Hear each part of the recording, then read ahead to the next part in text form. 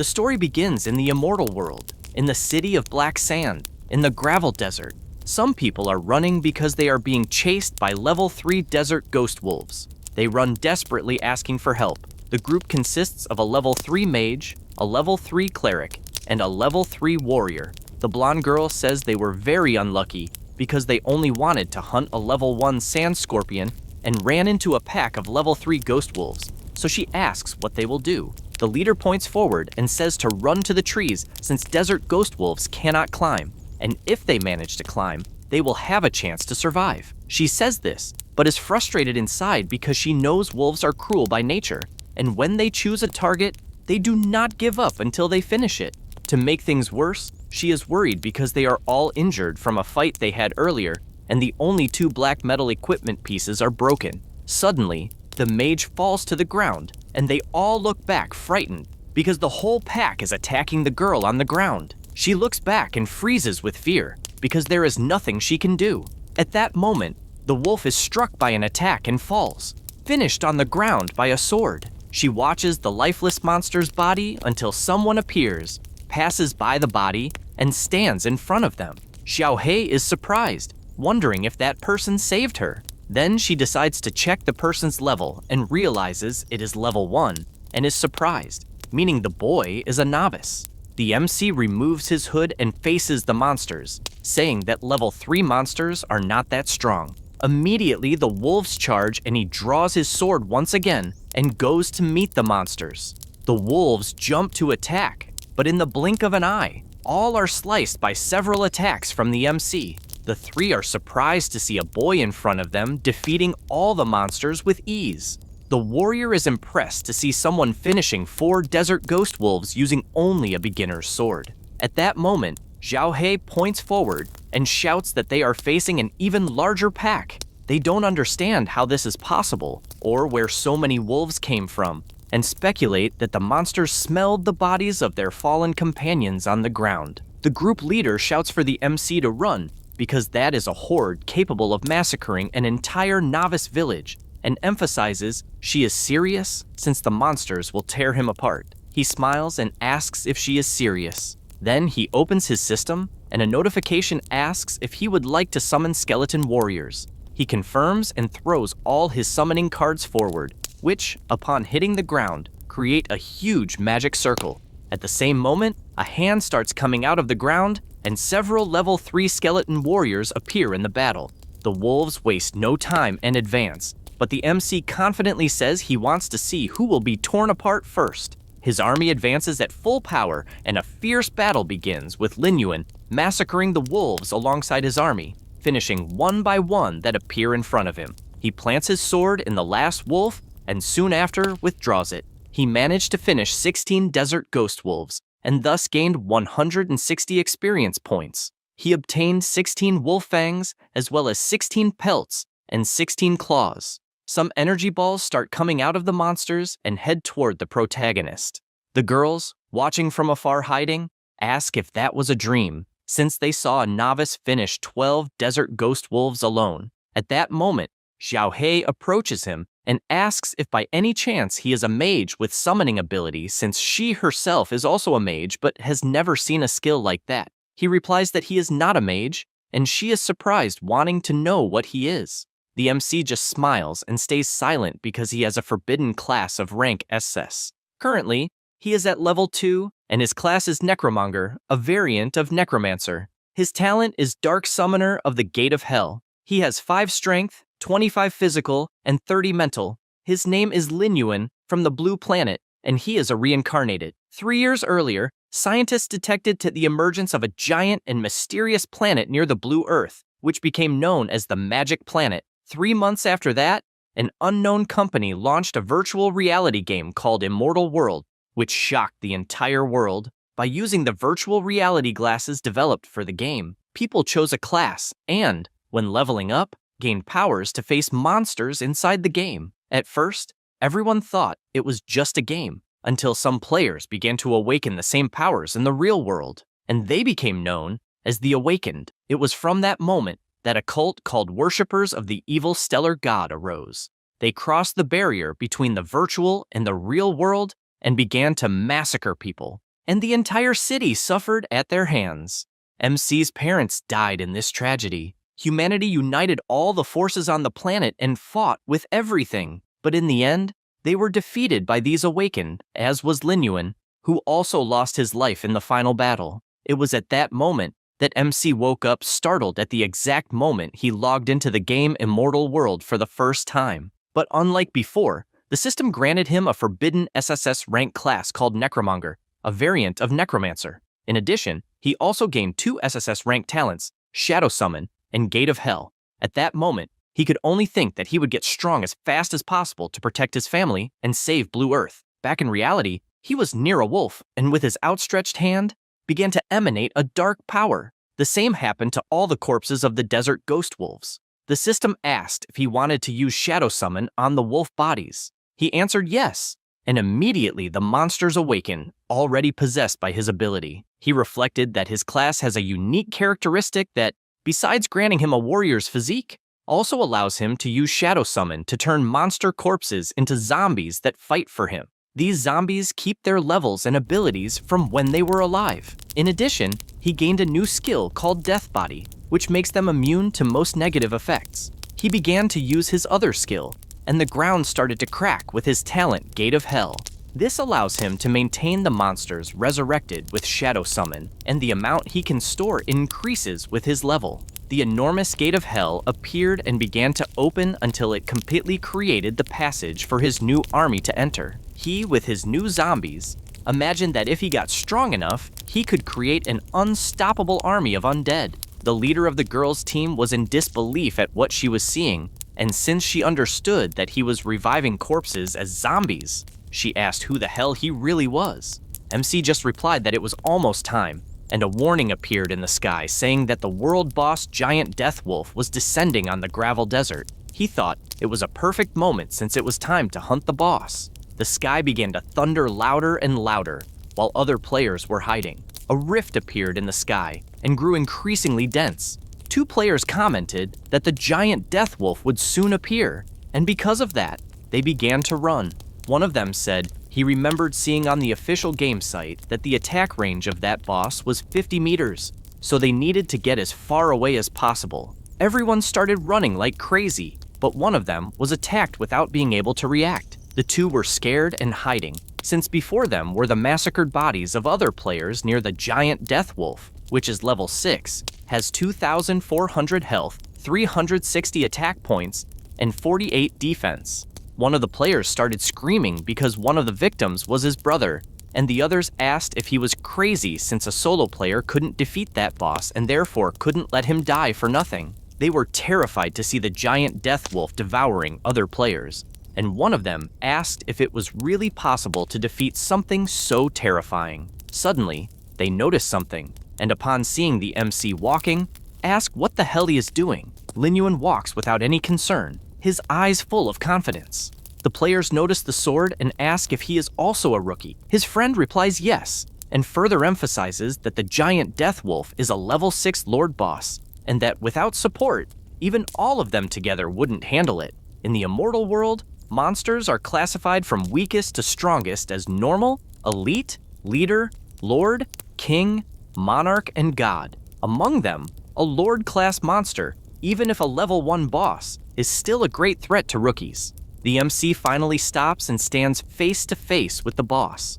The players try to get his attention, asking if he is crazy since if he continues like that, he will die. After all, in front of him is a colossal level 6 wolf. Linyuan says that seeing that boss again, he doesn't think it's a big deal. The monster starts drooling blood and immediately uses its skill, Giant Wolf Howl, firing a powerful laser that the MC dodges by jumping back. Once again, the boss advances using its death claw, and only then does the MC stop to think that last time that level 6 giant death wolf was enhanced with boss powers, had 3,400 health and a 510 attack. He also knew that for the desert explorers who were only level 3 at best, they would need a raid to have any chance. Back then, he almost died in that raid. In the present, he sees the claw coming toward him and thinks he has lived another life, fought in numerous bloody battles. So he is no longer the same person. The wolf's paw hits the ground,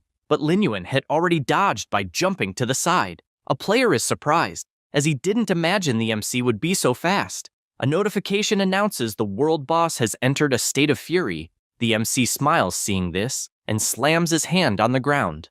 A green aura begins to spread across the area and the gate of hell is summoned.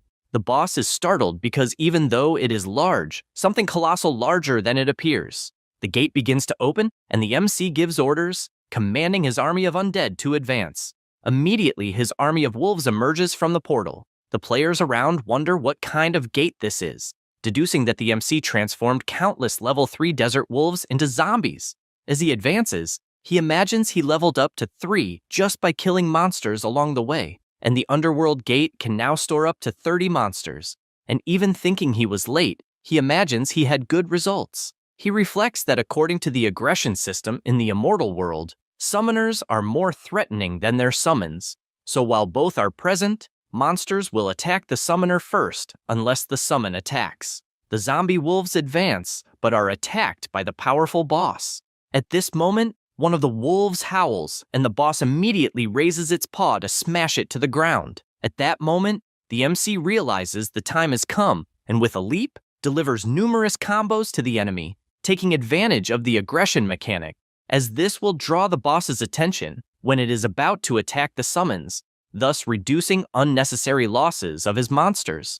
The giant wolf screams furiously and immediately starts chasing him. He keeps running because while the boss is distracted with him, he can order his summons to attack again. He knows it's not much, each zombie wolf causing only 15 damage per hit to a boss with 3,400 health, but he knows little by little he will defeat it. The players watching think it's crazy. The level Lord World boss is struggling. Behind them, 3 guys laugh as if planning to cause trouble. A few minutes later, the MC jumps toward the giant wolf, which has 500 health left. Without wasting time, he locks his sword, causing a critical hit and dropping the boss's health to 80. The monster starts howling but falls to its side on the ground. Linyuan begins to approach, since now only the final blow remains. He watches carefully until the previous group jumps, shouting that their chance to land the last blow and the world boss's treasure will be theirs, and they are confident since the MC's army has already been eliminated.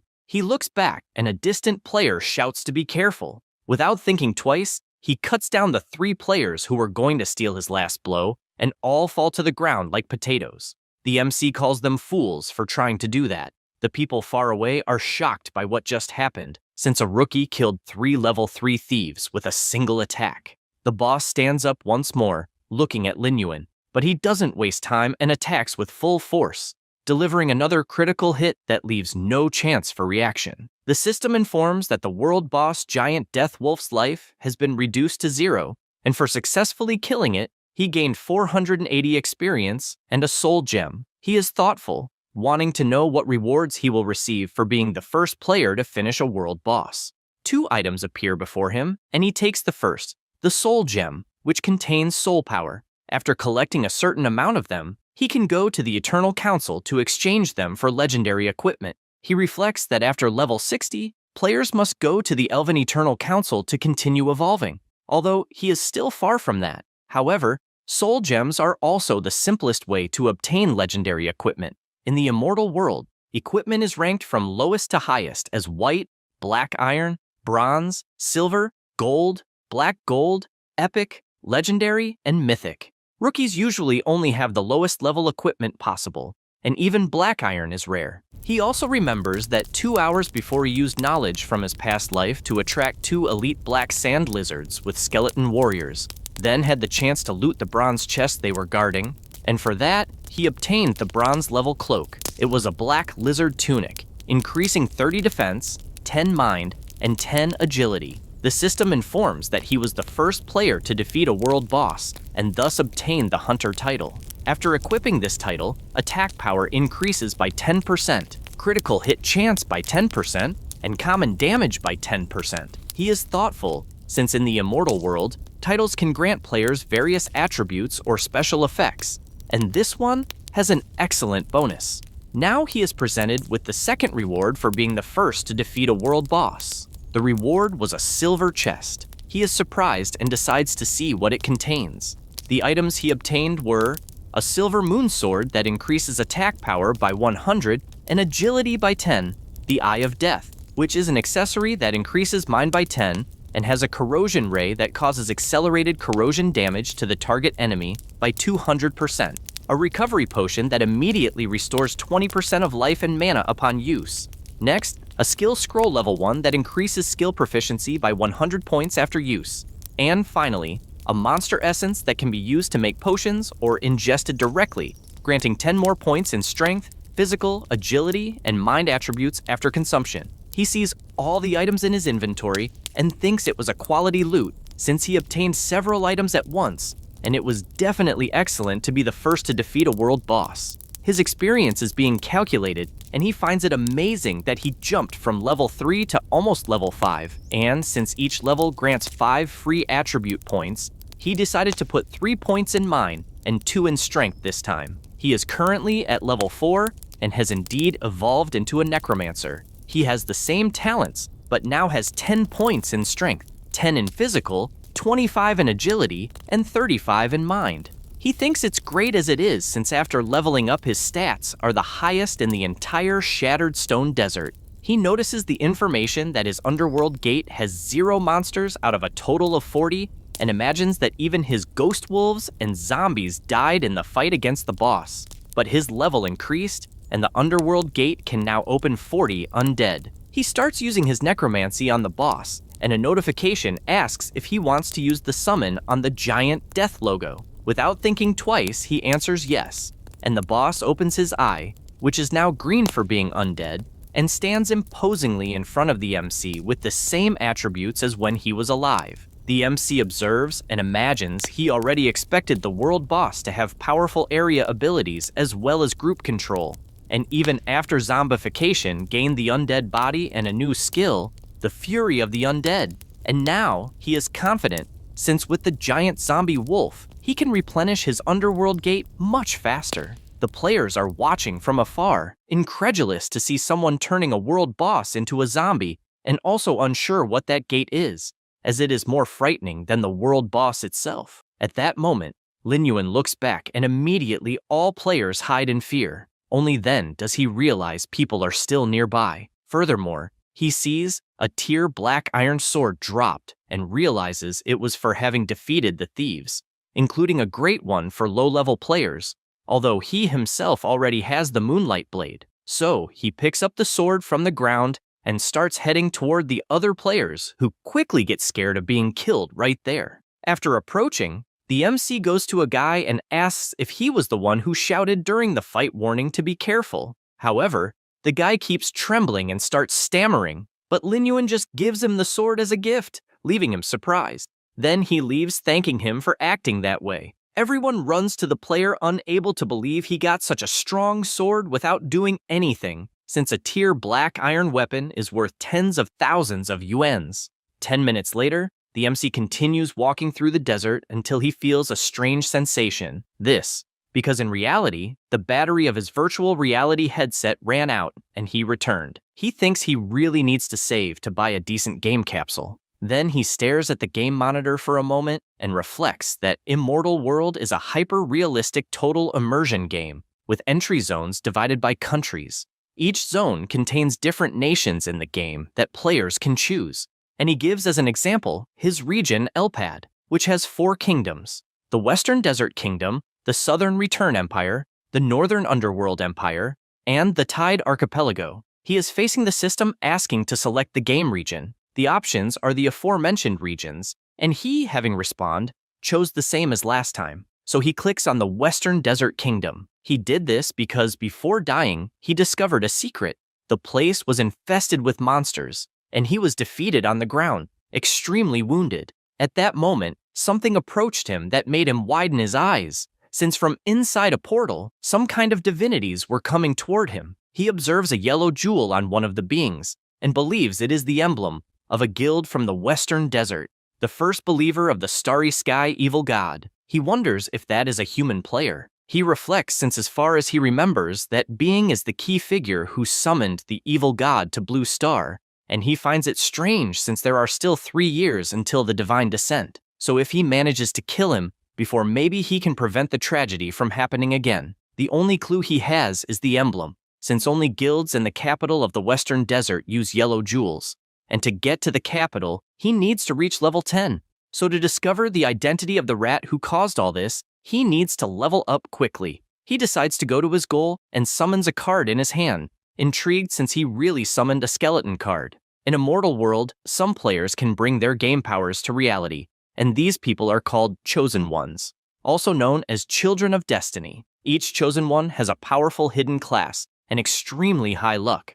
They are the main force in the fight against the evil gods in the later stages. The MC reflects that in his past life, he did not gain his powers from the game in real life until the catastrophe happened. But in that reality that is happening early, he has already gained quite a lot since he believes the Forbidden Necromancer class is truly special, but does not know exactly the difference between him and the Chosen Ones with hidden classes. He then looks to the side and goes to the clock to see what time it is. Sometime later, two people are at the table and the MC arrives with delicious food, asking them to eat. The girl says that Lin Yuan worked very hard, and so she asks them not to go without eating. He observes the two, thinking that people realize the value of something after losing it and only then try to make up for it somehow. In his past life, he only spent his time playing games, and people only knew how to say that he was obsessed with those games, and that he would ruin his own life. It was only after the disaster took everything that he finally regretted how ignorant he was.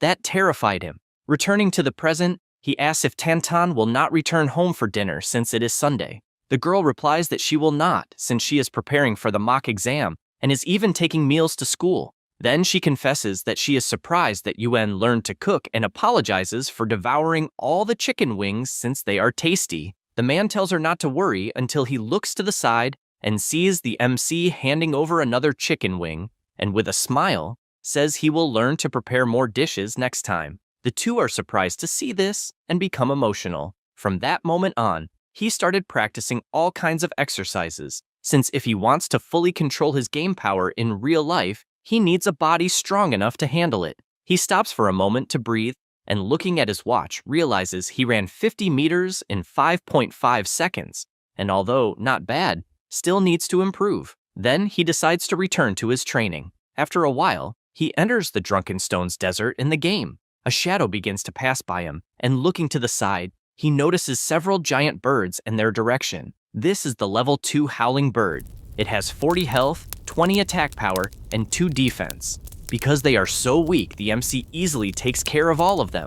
He regrets having dropped only 15 experience, but keeps watching since those monsters have another use. Sometime later, his new zombie birds begin to fly over the place until a huge pack of wolves appears. The MC, coming from afar, realizes it is no coincidence that the birds are favorite targets of the shadow wolves of the desert, since just a few hits were enough to attract an entire pack. He opens his potion and starts to drink monster essence, and since it is made like that, his attribute points increase by 10. He advances since he needs to take advantage of this chance, because the wolves are also coming toward him, but since he is much stronger, he begins slicing them like cheese, instantly defeating 4 wolves. The monsters keep attacking, but he continues killing one by one, already having defeated 10 monsters without being touched. He notices more and more monsters arriving until he is finally completely surrounded by dozens of them. He grips his sword firmly, since he found the timing perfect, and instantly starts slicing them one by one, defeating 20 wolves and then 30. After managing to kill 40 of these wolves, the system congratulates him for reaching level 5. He forms his new army of zombie wolves and sends them to the Gate of Hell, since he managed to fully supply the gate with just 2 battles. He is now at level 5 with 50 monsters inside the gate, in addition to having 22 strength, 20 defense, 45 agility, and 48 mind. He thinks that with the essence bonus in all 4 main attributes, he might be able to face elite monsters of the same level alone. So looking at the horizon, he thinks it is finally time to find a certain person.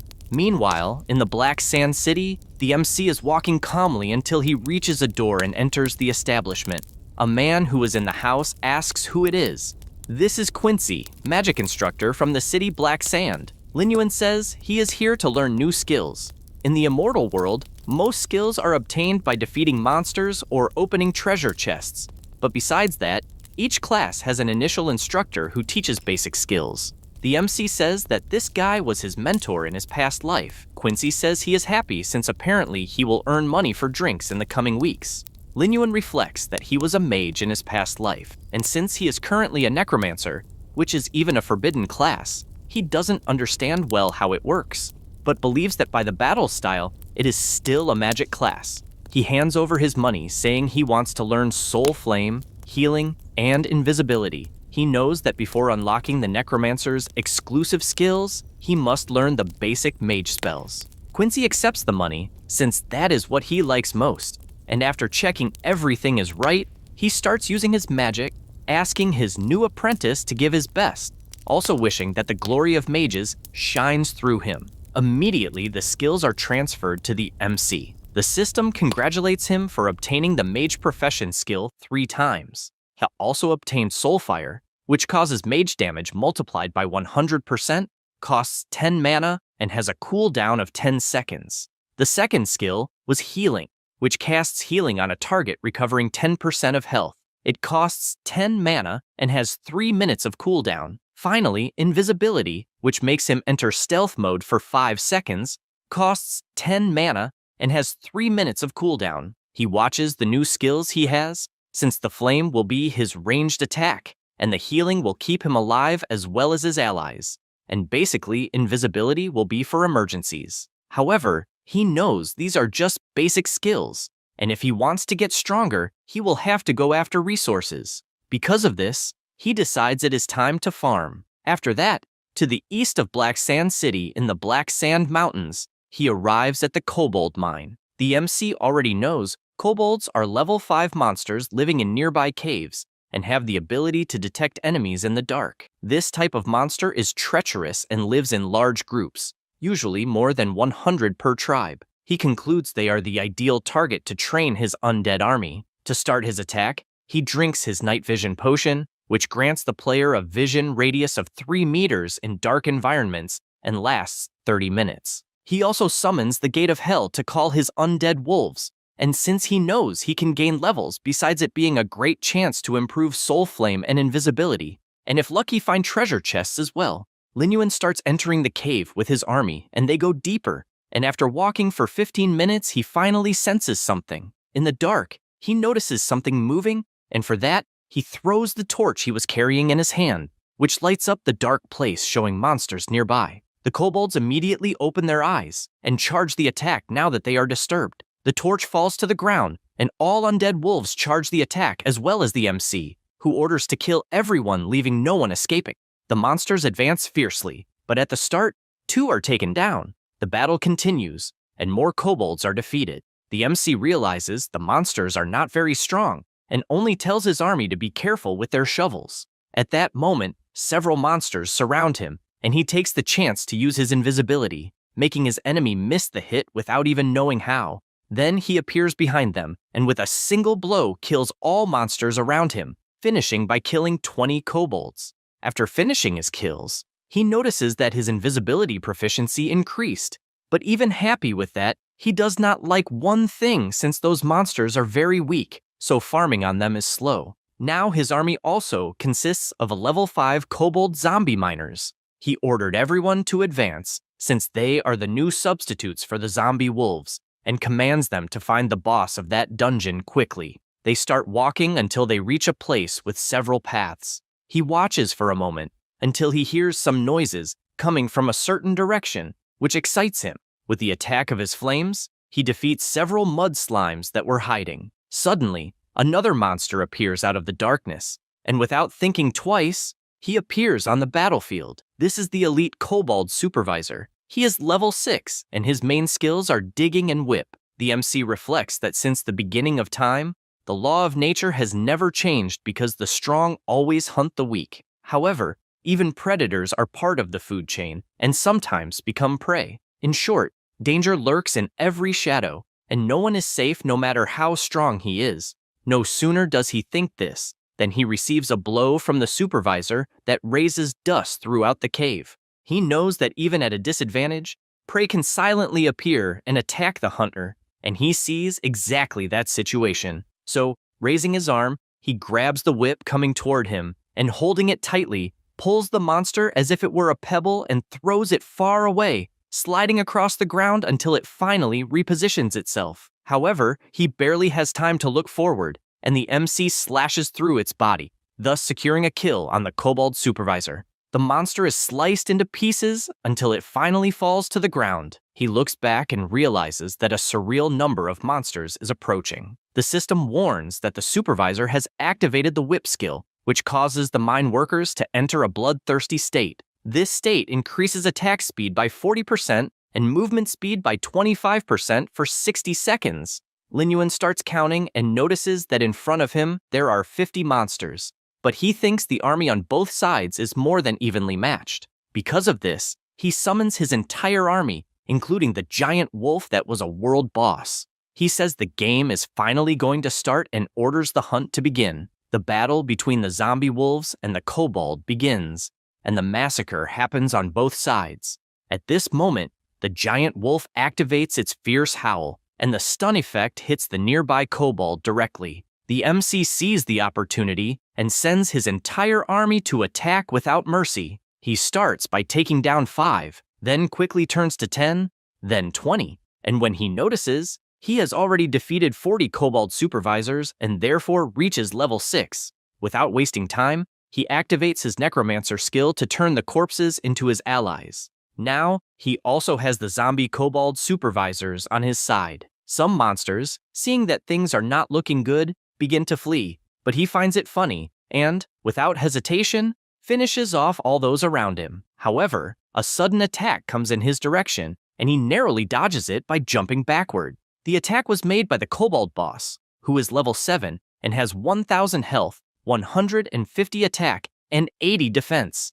The MC says he has been waiting for this moment. The fight begins with the boss delivering a powerful blow with his hammer, the force of which was so great that it got embedded in the wall. He notices that the opponent can't pull it out, so he advances. Knowing this is his chance, he strikes his first attack, which only grazes the armor, and is forced to retreat because, as expected, it wasn't enough to even make a scratch. The boss finally manages to pull out his weapon, and the MC is startled by how fast it was. Immediately, he strikes the ground, and due to the impact, Lin Yuan is sent flying backward until he finally manages to stop with his feet. He reflects that, as expected, the attack patterns of a boss are not as simple as those of elite monsters, and even realizes that the strength is 2 or 3 times greater than that of an elite. He activates his magic since he intends to attack from a distance to maintain good performance. All the zombies enter the battle surrounding the boss. The giant zombie wolf makes its first charge, but the boss counterattacks using his skills. The MC keeps up the pressure and commands all his wolves to attack at once. After managing to apply pressure, the group skill Wrath of the Undead is activated, increasing attack power by 10% and critical hit chance by 20%. With that, their attacks become more powerful to the point that the kobold boss feels it and even screams in pain from the continuous damage he's receiving. After taking some damage, the MC activates his fire spirit magic and launches several of them at once, completely blowing up the area where the boss was, since he remembered that the boss's magic resistance is very low. The monster, though injured, charges forward without thinking twice, but he activates his invisibility skill and appears behind the monster, stating that he will no longer hold back. Then he aims right at the neck, since it's unarmored flesh, and drives his sword in with all his strength, trying to push it deeper and deeper. The boss, even while strongly feeling the attack, manages to counterattack, forcing the MC to retreat. However, he doesn't waste time, and, after snapping his fingers, he holds firmly onto the giant wolf and begins moving on its back while all the others attack at the same time. As the battle progresses, he realizes that the armor is breaking, and channeling more fire spirits, he fires everything at once, believing it will be enough to kill it. The boss starts roaring after receiving an attack of that magnitude. That roar was also a command to summon all the other kobolds from the cave, and the MC finds this interesting since it's more experience for him. The massacre begins, with the number of kobolds killed rising quickly. Meanwhile, The boss is trying to use the distraction to escape, but it's useless since Lin Yuan appears in front of him, asking if he really thinks he'll get away. He grips his sword tightly and, with a single movement, strikes the kobold's head clean off, which goes flying from the body. After this kill, the system congratulates him for defeating the kobold boss and awards him 50 experience points for it. He decides to check the system and notices that he has leveled up to level 7. He thinks it's amazing since his Hellgate can now hold 70 undead, and he currently has 27 strength, 23 stamina, 45 agility, and 50 spiritual power. He is aware that he is getting closer to reaching level 10 and finally being able to go to the main city of the Western Desert.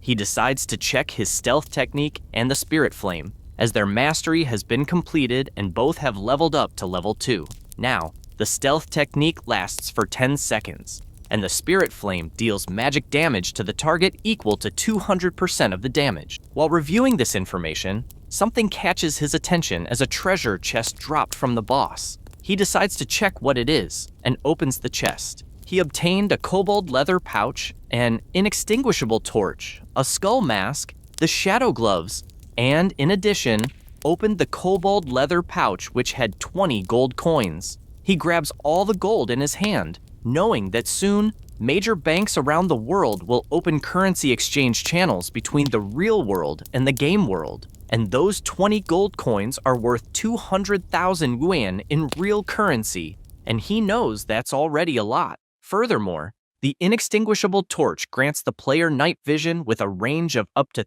3 meters in dark environments with no time limit. The skull mask, once equipped, reduces physical damage by 5%, increases stamina by 10, and strength by 10. He also picks up the gloves and sees that they match the strength of the kobold boss's body. They also increase defense by 30 and attack by 30. He considers himself very lucky for having obtained a silver-grade weapon from a bronze treasure chest and can't wait to test the gloves, which are said to be as tough as the kobold boss himself. Meanwhile, near the cave, a hero stands before countless dead phantom wolves. This is Fei Long, leader of the Bloodscar Guild. He is a level 8 warrior. He thinks it's amazing that their training was effective since they took down 30 desert phantom wolves in 1 minute. Fei Hu, who is the guild's vice leader, agrees, saying that if they continue working together, they'll be unbeatable. Other players around comment that they expected nothing less from the guild leader and vice leader, as they managed to defeat so many monsters at once. The blonde guy says he's furious since they lost the first world boss kill to Lin Yuan, and emphasizes that no other guild would dare act arrogantly in front of them. He remembers when the world system announced that the player, Lin Yuan, had defeated the giant wolf. Fei Hu says he doesn't know if it was luck or what it was, but he's eager to teach the MC a lesson. The leader makes it clear that they can't act rashly as it would end badly, and says he believes Lin Yuan's strength is considerable and therefore thinks it's smarter to make that person an ally instead of an enemy. Then, he starts walking again, saying that as far as he knows, there's a kobold dungeon nearby and will confirm the location while everyone rests to recover energy. Fei Hu remains silent since he's frustrated with everything that happened, and so he yells for Lin Yuan to wait for him, warning that one day he will rip out all his teeth and his head, showing that he is relentless. A blushing member of the guild asks the vice leader not to be angry since something very beautiful is in front of them. He doesn't understand what he's talking about and turns to see what it is, coming face to face with a beautiful woman. Everyone gets excited since they found someone alone. The MC finally leaves the cave, and after analyzing the information about his new kobold, he realizes that with the addition of a powerful boss-level zombie, the number of zombie beasts at the gate of the underworld was restored to 70, and it will be interesting to maintain this pace. Suddenly, a noise catches his attention, and he sees the gorgeous woman asking the bandits not to approach her, since otherwise, she won't be polite. Fei Hu and his guild get closer and closer. They can only imagine it's their lucky day since they didn't expect to find such a pretty girl. Fei Hu asks her not to be nervous since it's just to play with them because it's more interesting to enjoy than to suffer. His colleague agrees, reinforcing that if she serves the vice leader of the guild well, she will receive many rewards. She keeps asking them not to come any closer, and because of that, the blonde guy kicks her in the head. Then he grabs her hair and tells her to stop being naive since there's nothing she can do, and even provokes her to try to attack. He makes a creepy face and gets more and more excited as she resists, and because of that, he starts tearing her clothes. At that very moment, he takes a punch to the face that throws him to the other side of the desert due to how powerful it was. Everyone in the guild is in shock since that was the vice leader, and the impact against the wall was so strong that a dense dust cloud rose with the impact while his body is shattered against the huge rock. The MC, who had thrown the punch, just thinks it wasn't bad at all, even though it was softer than he expected. A guild member runs off since he needs to find a way to notify the guildmaster. At the same time, the others ask who the boy is, also making it clear that he offended the Bloodscar Guild and therefore will die. Lin Yuan looks straight ahead and realizes that it's the emblem of the Bloodscar Guild, the number one in the novice village of Black Sand City during the early days in the immortal world. Most of its members are red-named players who commit all kinds of evil, and all of them represent danger to other players. These red-named people are those who, due to malicious acts, such as attacks, thefts, and robberies, are dangerous players judged by the system as having sin points of 10 or more. And although the evil god has not invaded yet, dead players don't cause real-life death. However, they lose equipment and levels which will cause major problems for players in the future. Knowing all this, he asks if those guys really are from Bloodscar. Internally, he imagines that those rats caused him many problems in his past life. The members look at each other, and one of them answers that it's exactly that since they are the famous guild from Black Sand, and reinforces once again that he offended the vice leader by attacking him. He grabs his own arm and warns that if he doesn't want to have a horrible death, he should break his own arms and then kneel, begging for forgiveness. The MC, without much patience, attacks with everything and cuts off the arms of the two players who start to panic on the ground. He says he will keep the arms of the defeated since they should save their barking for the road to hell. The woman who was witnessing everything can't believe how strong the MC is. After a while, Fei Hu wakes up and immediately takes a potion that heals 20% of his life. He gets up extremely furious and warns that death will be too little for whoever attacked him. The man returns with the guildmaster where everyone was.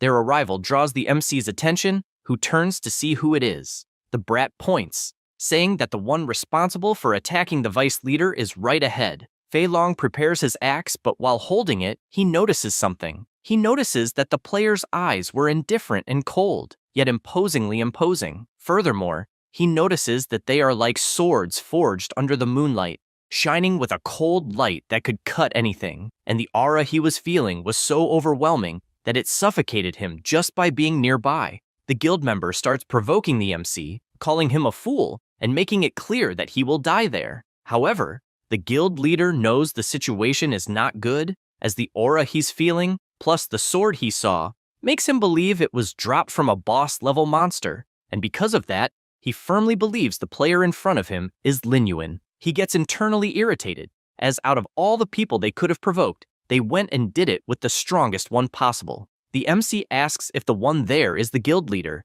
He just holds his axe since there's nothing else he can do and believes the battle is inevitable. At that moment, someone jumps toward the MC and the girl screams desperately, warning that someone is behind him. Fei Hu yells for him to die already. The leader also takes the opportunity, since they're attacking as a group, and warns that making Bloodscar Guild an enemy is the worst decision someone could make in life. With that, both attack at the same time until Fei Long stops in shock as a giant monster appears behind the MC, and with a macabre smile, it swings its hammer and hits the vice leader square in the stomach, sending him flying like a rocket.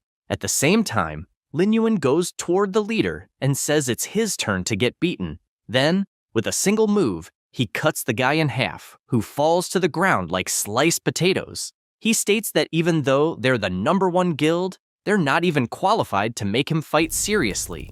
At that moment, the system alerts that he eliminated a human player, and because of that, his sin value increased by 2 points. He sees the alert and thinks that as long as he doesn't accumulate too many points within a week, they'll disappear automatically, so it's fine. The woman says the rest of the group fled and asks if they should follow them. He replies that they're just losers, so there's no need to worry. At that moment, the defeated players start to disappear and their items are dropped. First, the explosive battle axe. Its effect is that upon hitting a target, it triggers a powerful explosion, dealing area damage to the target and nearby enemies, as well as increasing attack by 40 and strength by 30. Next, the Cross Dragon Fang Blade dropped. Its effect is that upon hitting a target, it releases flames. The flames cling to the target, causing continuous damage. It also increases agility by 30 and attack by 40. Lastly, the Spiky Attack dropped, which increases attack by 15 and agility by 20. He reflects that the stats of the dropped weapons are very good, and even though he can't use them, he always has the option of selling them for a good price. At that moment, the woman approaches, blushing, and thanks him for saving her and asks for his name. He pauses to think about it and replies that one day she will see his name at the top of the global ranking. She is surprised since he's referring to the top 10 players in the world, and because of that, she runs after him, saying she doesn't care about rankings and all she wants is for him to carry her. After that, the MC continues walking through the desert until a monster appears behind him and several level 6 Thunder Lament Scorpions jump toward him. He positions himself and begins slicing each one that tries to get close. But with his colossal power, he takes care of them all very easily. He defeated a total of 60 Thunder Scorpions, and because of that, his level increased to 8. He realizes that reaching this level was quite easy, and although it was hard to collect the paralyzing herb, he believes the reward was at least unexpected. 2 days before, he had met someone. The monocle indicates that he was waiting for him. Because of that, a quest from the alchemist Emor was detected. The name of the quest is Imor's Will, and it is necessary to go to the Lamenting Desert to collect 10 paralysis herbs and deliver them to Emor.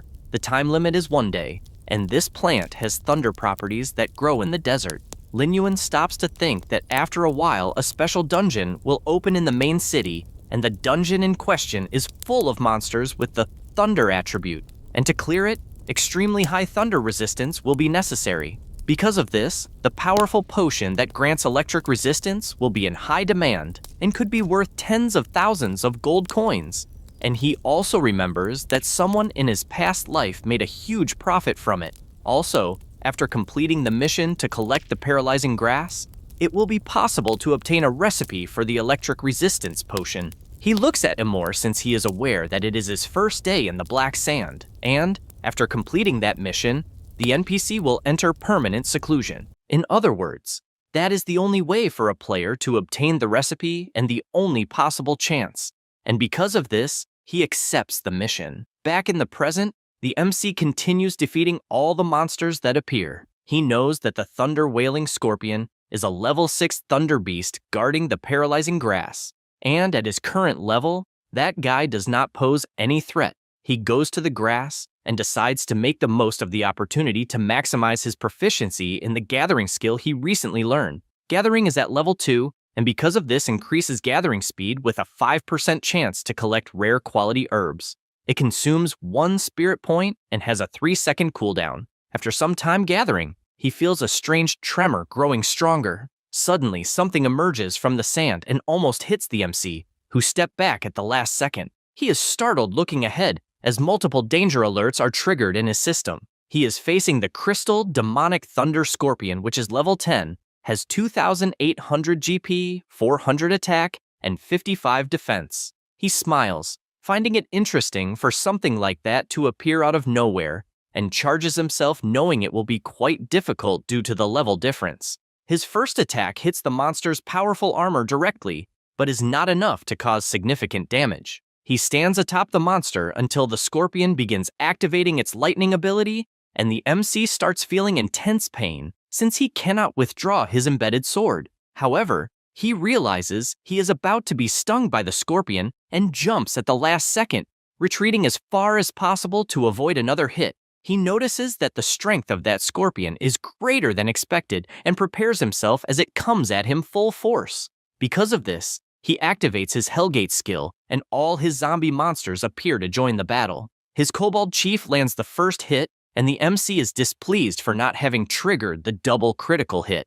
At that moment, the Chief activates his skill that completely destroys the ground where the monsters were, throwing them all into the air. The MC takes advantage and launches his fireballs, hitting multiple spots simultaneously. He keeps using his combo since his skill level has increased, making it stronger than before. Then he orders his monsters to throw some ropes around the chief's paw and the rest of the body to try to restrain him. The kobold chief then leaps and lands a double critical hit with his hammer, causing colossal damage that even makes the chief scream in pain. At that moment, Lin Yuan jumps and causes the chief to lose sight of him. He gathers energy in his gauntlet, and the system notifies that the player holds the title Slayer Hunter, increasing attack power by 10%, double damage chance by 10%, and magic damage by the same amount. He announces he will break the entire body of that scorpion, and without hesitation strikes the chief's back directly, causing devastating destruction around, and the monster screaming more and more in pain.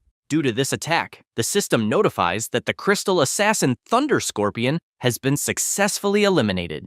Instantly, he transforms the creature into one of his zombies, maintaining the same stats as before. At this moment, several other scorpions begin to approach, and this catches the MC's attention, who looks ahead and sees a giant horde approaching. He thinks this situation is excellent and activates his boss's skill since he wanted more experience. Every monster hit by the lightning takes very high damage, and he also does not stand still. As with his sword, he starts slicing all the nearby monsters, always dealing critical damage because of his title, until he realizes he has already made a massacre. The system notifies that he leveled up, and after the slaughter, he finally reached level 10. Now, Lin Yuan is a level 10 Soul Reaper. If the Gate of Hell has a capacity for 100 zombies, his current strength is 32 points, Constitution 28, Agility 47, and Spirit 53. He admits that the feeling of gaining 2 consecutive levels is not bad.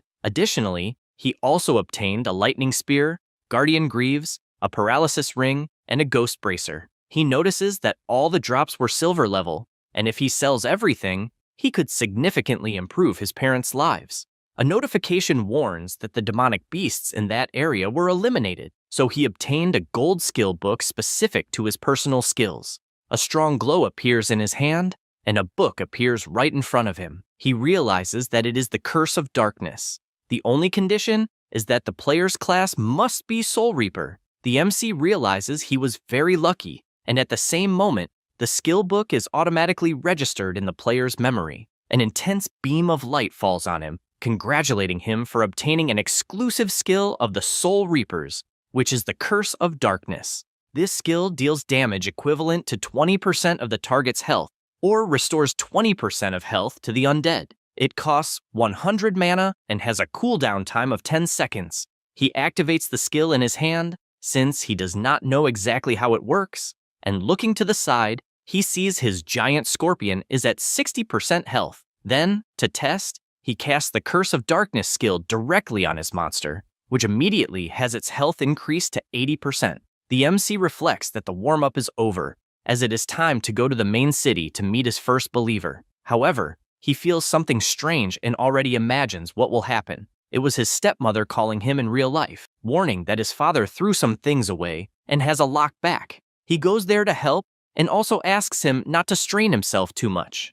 The woman warns that he is already at an age where he cannot be doing those crazy things, as he could very well have called a professional to check the air conditioner. He says he was just trying to save some money since it was similar with the washing machine, because he fixed it with some simple adjustments. Then, he asks Lin Yuan not to worry, as he will be fine after one night, but just asks him to remember to pick up little Xiaotan from school the next day. The MC closes the door while thoughtful about this, and the next day, his parents are sleeping until they wake up to a noise. They go to the living room to understand the reason for the loud noise so early, and notice some workers completely renovating their room. Immediately, a worker asks for permission, explaining that those new items were bought by Lin Yuan and that they installed them as quickly as possible. So he asks them to confirm the delivery. The two are just shocked as they are processing what is happening there. At the same time, the MC is training at full speed while admired by the girls since his shape is at its peak. He also continues running on the treadmill until a woman approaches and asks for permission, wanting to know if he is there to sign up for the VIP package, and warns that they will need to charge the upfront fee for 1 year. He replies that it is no problem and hands over his card. Inside, he imagines that he sold some equipment he no longer used, renovated his house, and also earned a gym membership for a family. And he thinks about his parents and Xiaotan, since they also need to start training early so they can adapt as quickly as possible when they enter the immortal world. The woman blushes, admiring the MC, since she saw him exercising for a long time, and he doesn't even seem out of breath. Only then does she notice something and realize that the card is the Supreme VIP, which is issued only to clients with more than 5 million in their bank account. Meanwhile, Lin Yuan is on a call confirming the cash prize he won in a tournament, besides asking them to rest since he himself will go look for Xiao Tan. The woman admires him more and more, since besides being a client, she also found him an incredible young man. Meanwhile, at Xiushui Secondary School, several students are leaving, and a girl is standing waiting. This is Linton, the MC's sister. At that moment, two girls appear gossiping. One of them says it is the older brother's birthday and that they bought a huge cake. The other is surprised and says it must be amazing to have an older brother and that she also wanted to have one. Linlen becomes thoughtful upon hearing this, as she doesn't know if having an older brother is really something to envy, since her only memory is of her brother playing games 24 hours a day, and for that reason, she thinks she doesn't want an older brother. At that moment, a person approaches her, and she realizes it is a group of men. One of them invites her to go out with them, and stresses that he never received a no. She asks what they think they are doing. The girls approach and ask who the boys are. One of them touches Linton and says she has soft skin and wants to see if he can draw some water from her. However, she slaps him, asking him not to touch her. Then she starts to leave, making it clear that if he bothers her again, she will call the police. He becomes furious and slaps her on the back, throwing her to the ground. The other girls are frightened to see the class representative in that state. Then he advances once more, shouting that he is doing her a favor by touching her,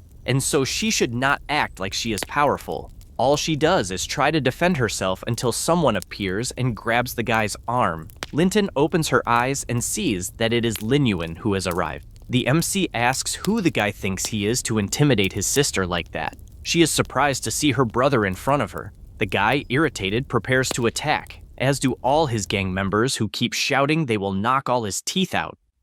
However, the MC has little patience and starts beating all of them, and whenever he hits one, he goes to the next and beats him as well, to the point of stepping on the face of one that practically buries him in the ground. After beating them all, he calls his sister so they can leave. As they walk, she asks why he is there that day. She says this thinking her brother should be playing all day, and so she doesn't understand why he came to pick her up from school. He replies that their father hurt his back, and so their mother had to stay at home. She is startled by this information and asks if it was serious. He asks her not to worry since it was nothing serious. Then they walk in silence again, and she tries to remember the last time they talked about anything, and so she finds the silence awkward, besides observing how tall and strong her brother is. At that moment, Linton's classmates call the class representative and say they found the MC incredibly kind for picking her up from school. Another says she didn't know she had such a handsome brother and asks why she never mentioned it. Linlin thinks about him being handsome and looking at the MC. She doesn't really understand what they are saying, even though they think he is more handsome than any guy in that school. The MC approaches, greeting his sister's friends, and they are all amazed except Linton, who tries to remember if he was always that tall since she never noticed, and also doesn't know when he started working out, since from what she sees he is quite strong. She only remembers him on the cell phone or video game and, puzzled by this, tries to understand why he changed so much in such a short time. After that, all the girls say goodbye to Linton, and she looks to the side and sees her brother crouched down asking her to climb on him. She feels embarrassed and says she doesn't need to since she can walk alone. Inside, she doesn't understand what she's doing since she wouldn't let him carry her in front of all those people. However, the MC pulls her and puts her on his back. Then, he says that all their classmates have already left, and since she can't walk, she shouldn't exert herself, and asks if she didn't sprain her ankle when she was pushed earlier. She is surprised since she doesn't know how he noticed. After a while, they return to their house, and their parents find it strange to see him carrying his little sister, but anyway, They just say they're glad he came back. After that, the MC goes to wash the dishes, and his mother tells Linton to watch closely how Lin Yuan is behaving since he seems like a completely different person. Lin Mu agrees, since he's cooking and washing the dishes, even buying new plates and appliances for the house. The little girl just stays silent until her mother approaches and says that the relationship between the two seems to have improved, just like when they were children. She feels embarrassed hearing that, and while drinking her tea, she just wonders if he really changed. Lin Yuan announces that the dishes are washed and says he will go back to his room. He barely says that and closes the door. Linton soon feels disappointed since she knew she couldn't expect much because her brother is still the same addicted otaku as before. However, he appears in front of her with medicine and asks her to apply it after her bath since it's very good for healing. Then, he returns to his room and says he's going to play and not to enter unless it's important. She holds the medicine bottle and says she already knows she can't go in there but smiles at that attitude. Her mother reinforces once again that their relationship improved and asks what happened at school. Linton replies that nothing happened and that she will take a bath. Meanwhile, the MC is listening to everything inside his room and, lying back in his chair, imagines that the family issues have been resolved for now. Then, he looks at his virtual reality headset and puts it on since it's time to return to the game. Immediately, he goes to the main city and says it's time to hunt some rats. Now, he entered the Wind Sands area. At the city entrance, a man is being stepped on. This person swears by the heavens that it was a misunderstanding. However, the guard keeps stepping and tells him to shut up. At that moment, the MC appears and the guard looks back but finds it strange because he doesn't see anything even though he feels someone is there. Lin Yuan is hiding because he knows the street guards are very sensitive to criminals, and because he has sin points, he will have to carefully calculate how long he stays hidden since it will be about 3 days. He reflects that it's a good time to look for an old friend of his who is lost out in the world. Meanwhile, at the church, the priest gives his blessings saying that from this day forward, the soul will be pure like freshly fallen snow. At that moment, Lin Yuan enters saying he is from the charity infirmary. Lawrence looks confused and he says he heard that a seriously ill patient was admitted there and therefore would like to treat him. They go to a room and Wayne is lying on the bed. The MC knows that he is an old, stronger member of the Knight's Order from the Old Kingdom. Then he remembers that in his past life, when he had just reached level 15, he obtained a gold level weapon through him. That is why he is there personally saying he will treat all the wounds inside the body. Wayne looks at the MC and realizes he is a level 10 player. He stands up asking how a level 10 mage wants to do anything since the street guards are a higher level than him. However, he returns to bed because he is coughing up a lot of blood. The MC sees this and warns that the poison has already begun to corrode the internal organs, which will only get worse if he doesn't accept the treatment, and makes it clear he will not live more than a month. Wayne warns that to heal him, he would need a kilo of fish oil with rotten gills, and if he is not afraid to die, he should try his luck in the Gobi mud. A notification arrives saying that Doug Wayne's quest mission has been triggered. It is necessary to obtain 1,000 grams of rotten gill fish fat to treat the poisons. He responds that he obviously accepts. At this moment, at the mission site, level 15 rotten gill fish are attacking other players. A swordsman asks everyone to advance and warns not to let the fish bite since they have sharp teeth. But the monster throws a mud ball that hits some players directly with unmatched power. After falling into the mud, the fish begin to surround him and activate their skills, going to devour all the players. The blonde boy starts to panic since that huge creature is in front of him and he cannot believe they will really be finished. At that moment, the MC appears, grabs his clothes and throws him back, telling him to stay out of the way. Then he charges his energy and launches it toward the fish, causing a devastating explosion on that bizarre face. Then, he returns to the ground still holding the swordsman, who looks confused about what is happening since he did not understand anything. The swordsman wonders if they are really safe until he looks to the side and sees the MC charging forward with everything without even saying a word. He charges his flame powers and starts shooting the entire swamp since it is full of rotten gillfish, which are exactly what he needs for his mission. The monsters do not back down and jump out of the mud trying to counterattack Lin Yuan. The blonde boy warns to be careful, but he dodges easily and even mocks them. wanting to know if that is all they have. Then he repositions, summons one of his axes, and says that a gang is still a gang. No sooner does he say that, than he starts slicing all the fish he finds in front of him, making them into tuna. The players watching from afar cannot believe how someone can be so strong since there are 8 of them, and they were almost wiped out while a single person is fighting alone. Anyway, he remains scared since he knows the deadliest thing about those monsters are their area skills. And that is exactly what they are doing as they channel their area skills. The MC just watches a dense smoke rising from the monsters and finds it interesting since he knows the fish are casting a group skill called Echo of the Cursed Prey, which causes all enemies within range to receive a shock of toxic mist that causes negative effects of confusion and auditory hallucinations. He finds that trick interesting but says he will not fall for something like that. So he activates his Gate of Hell, summons his giant zombie wolf, and commands to use the skill Howl of the Hungry Wolf. The zombie boss immediately starts howling, and all targets hit enter a state of dizziness. The MC decides it is time to take action and equips his Awakening Mask. It is a one-time defensive mask against toxic mist. He equips the item and charges forward, telling the monsters to die all at once. He starts landing critical damage on all the fish he finds in front of him and defeats them one by one until creating a huge pile of corpses. One of the remaining fish tries to escape, but he grabs his axe and throws it with all his strength, causing a devastating explosion on impact. The nearby players found it incredible what they were watching, but emphasized not to let their guard down since more fish were approaching. The MC found it interesting and ordered his Thunder Scorpion to take action. He immediately activated his skill and fired numerous thunder crystals, starting to bombard all the mud where the enemies were, but the fish were resisting the attacks well. One of the players panicked since he imagined the attacks wouldn't work and blamed the level difference, which was very large, and firmly believed it was impossible to eliminate them all at once.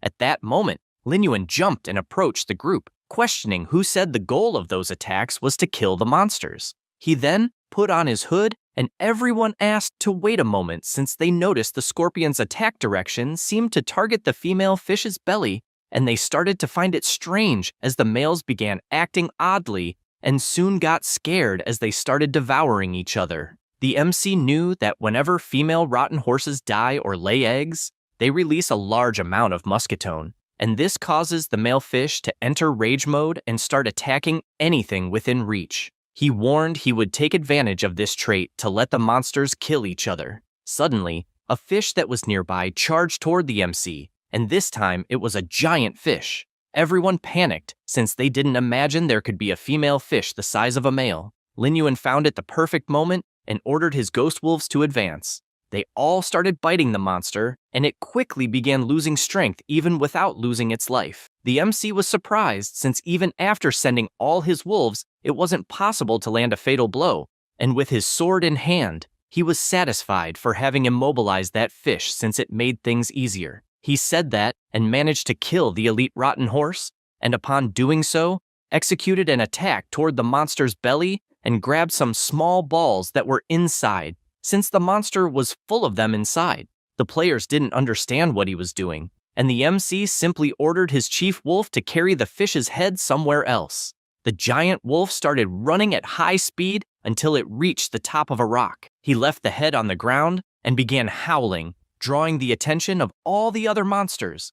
A black mist started blowing through the area and attracted all the fish in that direction. The players commented that as far as they knew, the eggs had a special attraction for the male fish, and believed the MC had deliberately created a continuous source of pheromones to release against all those monsters.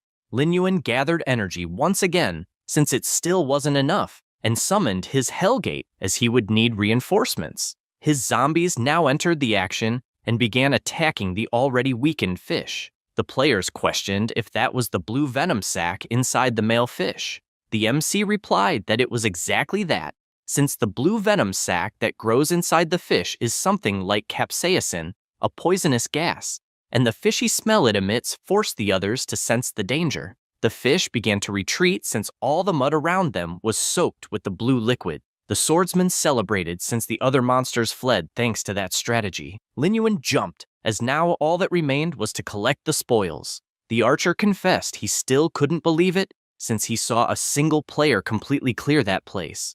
The blonde boy couldn't contain his excitement, since all he wanted was to cling to his new master. The MC began slicing all the remaining fish since it was time to finish the job and then return to the group. With everything he did, he earned 12,000 experience points and leveled up to level 11. He imagines that thanks to the countless experiences from his past life in that dungeon, he managed to move at great speed. In addition to admitting that the mass played a very important role in that battle and thinks it's a pity it costs 5 gold coins and can only be used once, since that's a huge loss. Next, the new drop appears in his hand. It was the jar with 1,000 grams of rotten gillfish oil. It's the ingredient for high-level healing potions and also the item for his quest. He realizes he received something else, and a red ball appears in his hand. This is the nose of the wave player. It's an armor-type item and is a spherical and elastic nose cover made from tanned, rotten gillfish skin.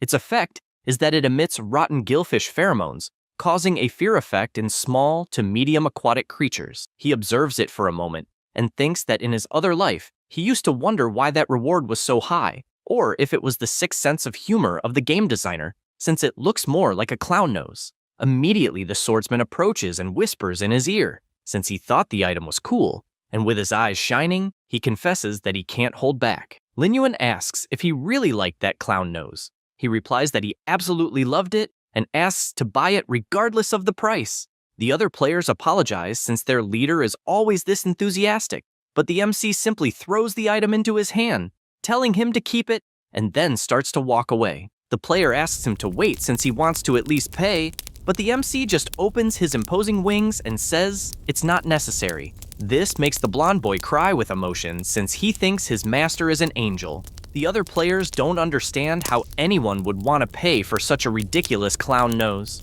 After that, Lin Yuan returns to the church and uses the item on Doug. At that moment, he feels completely healed and confesses that he didn't expect to get that healing item. With that, the system informs that he has successfully completed the gold level quest, and the reward obtained was a gold level weapon, the Blue Soul Blade.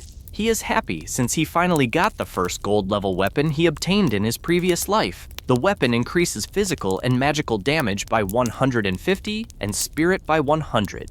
It also has the Blue Soul Seal, which deals damage equal to 150% of the spirit to the target and has no cooldown, with only a mana cost of 10. The MC thinks those basic stats are decent, but finds the skill extremely efficient, especially the hidden effect, since each hit accumulates Blue Soul Chi in the enemy, and after 3 hits causes an additional 250% damage. He remembers that at the time it was the Blue Soul Blade that helped him cross the Western Desert until he became the #1 mage. He doesn't tire of admiring his new sword until a notification informs that he also received a reputation reward, increasing his reputation by 1,000 points in the main city, and reputation with the Manticore Knights increased by 500. He reflects that even though he reached a neutral standing like in his past life, that earned reputation is enough for activities within the main city. At this moment, he finds it strange because another notification is arriving.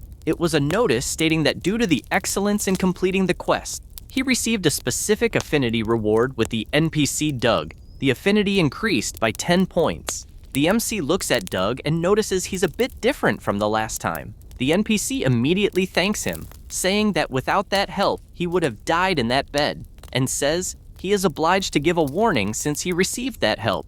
Lin Yuan wonders if the 10 affinity points he received will trigger some kind of hidden quest. Doug just gives a warning, saying that MC quickly reveals that Quincy is his mentor and therefore wants to know more details. The man asks if this is serious and immediately says that he noticed Lin Yuan had been hiding his true class, and, as he stands up, wonders if he is a necromancer hunter. He is surprised to hear this and asks if he already knew his identity. Inside, he cannot understand how this was possible, since he hid his information, and even Quincy would not have been able to know this. Wayne reveals that he was once a member of the Knights who reported directly to the king, and, for that reason, learned a special skill called Darkness Perception. He explains that this is an exclusive skill of the Manticore Knights, and, as soon as a necromancer hunter appears, his ability automatically identifies it. MC asks if he knew his identity the whole time, which makes him reflect that there apparently exists a special skill targeting necromancers. Wine explains that, in fact, he did not, because at first he was poisoned and his perceptions were weakened, and only realized what class the MC had after being healed, thus noticing the unique aura of the Lord of Darkness. He is confused by this statement and questions what he means by Lord of Darkness. Wine reveals that it is a story that began long ago, and in the most popular legends of the immortal world, there are a total of 5 gods: the god of light,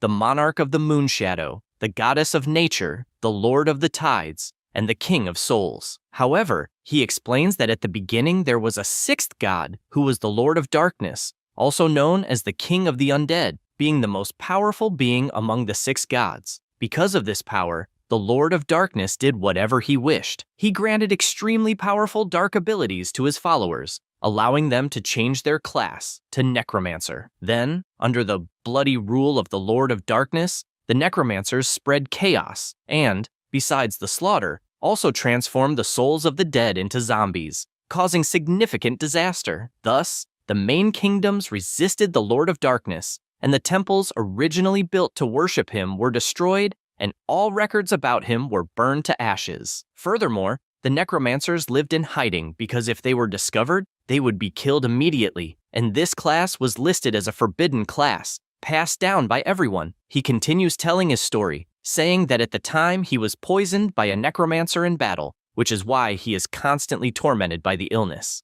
MC decides to check his system screen and imagines that his past life was only that of a mage, and never imagined that such a great secret was hidden behind the legends, not being surprised to be a hidden class. He reflects that things have become problematic, since by clearing his sin points, he could secretly investigate the clues about the badge in the main city. But now, if he cannot find a way to hide his Lord of Darkness aura, his identity will be exposed immediately. Because of this, he calls Wayne and asks if there is any way to avoid the darkness perception skill that the knights possess. Wayne replies that it would only be possible if Quincy was truly willing to help, but for that, he would have to reveal his true identity and would definitely kill him. He says this emphasizing that the instructor lost his wife in an attack by a necromancer, and therefore asks once more to stay away from that person. MC just remains silent listening to this, and, sometime later, returns to the desert. This is because 10 minutes earlier, Wayne tried to stop him,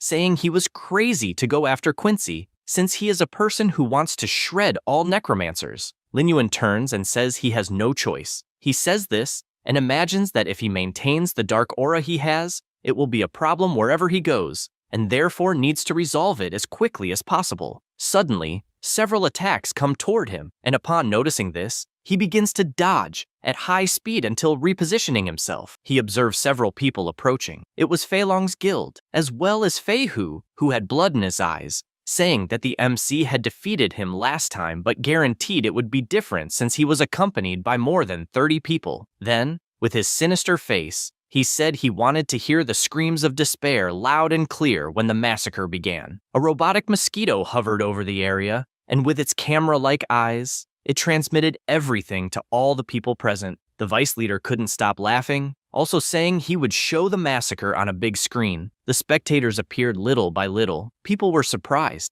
questioning if the Bloodstained Guild was doing a live broadcast while crushing novices. They admitted being shocked since it was 30 people against 1, while others commented that they found the MC familiar as well as handsome, and that it was a pity. Lin Yuan immediately said that guild wouldn't even be good for a warm-up. Instantly, the leader shouted to attack, and everyone advanced at high speed. The mage prepared his magic while the archer readied his arrows, and the warriors formed the front line. At that moment, the system announced that the malicious attack determination had been established, and the contract time was 15 minutes. If he killed all the attackers within the time limit, the sin value would not increase. He prepared his sword, saying that 15 minutes was more than enough to kill all of them 3 times, and thus summoned his entire zombie army to join the battle. His giant wolf began blocking a spell, and at the same time, the zombie scorpion struck one of the henchmen dead on. The leader shouted for everyone to pay attention to form a shield wall to protect the mages.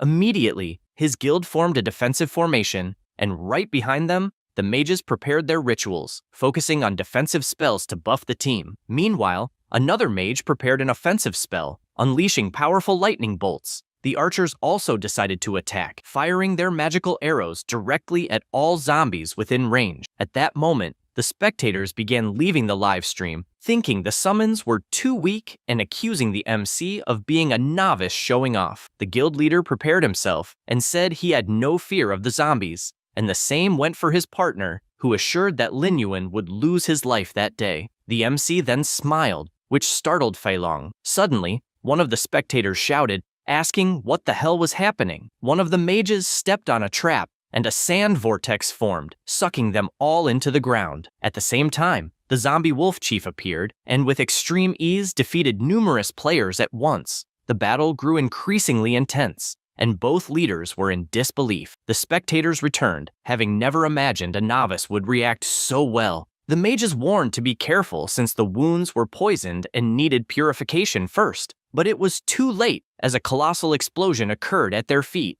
until they realized it was a direct attack from the MC. At that moment, a wave appeared behind them, but without even looking, he attacked with his sword, striking the assassin's stomach, who could not believe how he had known of his presence. He warned that he wasn't stupid enough to stay invisible in the middle of the sand. The battle continued frenetically, and everyone began shouting that the opponent was too strong, begging to run and save their lives. Feihu prepared himself and, furious, called everyone trash. Then, at that very moment, he charged to attack with full force. The MC carefully observed his movement and, without hesitation, activated his technique, summoning numerous skulls with the blue soul seal. The blonde guy was completely shocked seeing this ability, until he received a precise strike from the MC, leaving both standing back to back. In the next second, a colossal explosion struck Feihu due to the ability Lin Yuan had used. He remarked that he found it too easy, which made the spectators even more excited.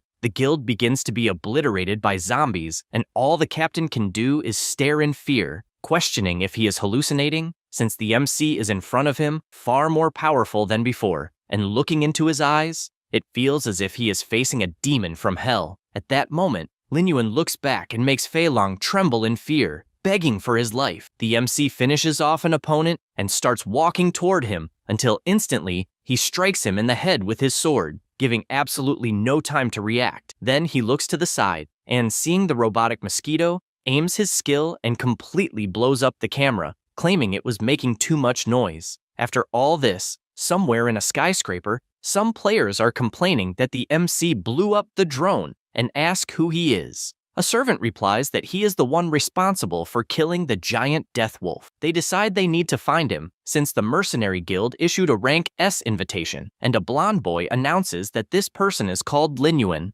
Meanwhile, in the city of immortal black sand, Quincy is almost falling asleep in a barrel until the MC arrives, and he greets him, but warns that he no longer wants to teach, since he has enough money to drink freely. However, Lin Yuan says he wants to talk and cancels his occupation. His profession as a necromancer is revealed. At that moment, Quincy drops his drink to the ground and, full of rage, asks if he is by chance a necromancer. They stand face to face, and Quincy grits his teeth and, using his power, shouts that it has been a long time since he faced a necromancer and wants to know how he dares to appear again. He then unleashes all his attacks but misses them one by one, which surprises him, as he did not expect the MC to be so fast. At the same time, a shadow of Lin Yuan passes by him, points his sword at his head, and asks if they could have a proper conversation. The instructor asks what exactly he wants, and the MC remembers Wayne, when he decided to reveal everything as payment for his debt, explaining that at the time, under the shadow of the Dark Lord, the immortal world was immersed in despair, and to defend justice, Quincy and his wife fought against a necromancer who was one of the Dark Lord's main lieutenants. After a bloody battle, the necromancer was killed, but Quincy's wife was severely injured by the death curse. Her soul was corrupted by the power of darkness, turning her into a memoryless monster who would never reincarnate. The only way to break the death curse and save his wife was to personally destroy her corrupted soul. Everyone thought Quincy would spend his days drowning his sorrows, but it became known that any righteous person who could save his wife would receive a fortune in life. He planned to use the spoils as bait, both to save his wife and break the curse, and to make the remaining necromancers pay with their lives. but of the 158 people who accepted the mission, none returned alive. After remembering all this, the MC asks to hear about his mission. He says it is fine, since there is no other choice, and asks to meet his wife. At that moment, the system asks if he would like to accept Quincy's mission. Mission name,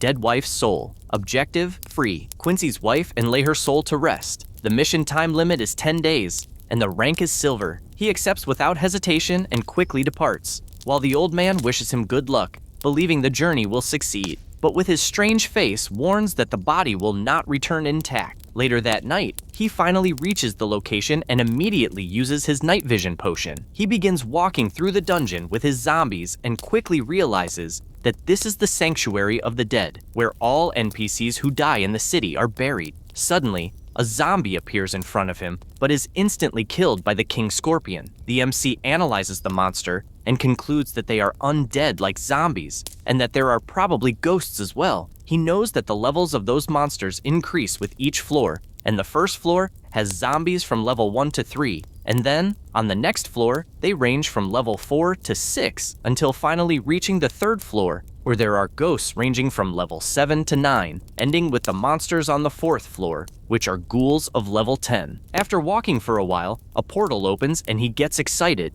as he wants to cross 4 floors at once. He goes further in until he stops, having heard some sounds ahead, along with numerous red eyes staring at him. The monster uses the wall climbing skill, in addition to using the suspended slash. He is facing dozens of elite ghouls, which are level 10 monsters with 2,000 health, 400 attack points, and 40 defense points. He wastes no time and orders his army to attack, starting with the King Scorpion, who attacks all the ghouls in front of him, then moves and attacks more monsters around. The MC does not fall behind and advances at the same time, cutting down all the monsters he encounters ahead. With that, the massacre is successfully completed until he notices a ghoul still alive on the ground and ends it with a single stomp. The system congratulates him for reaching level 12 after the massacre he carried out. He admits that it ended faster than he expected and finds it a pity, as his ability to control zombies does not work on undead-type monsters. Suddenly, something appears behind him, and he only notices it the next second. The skill attacks him with full force,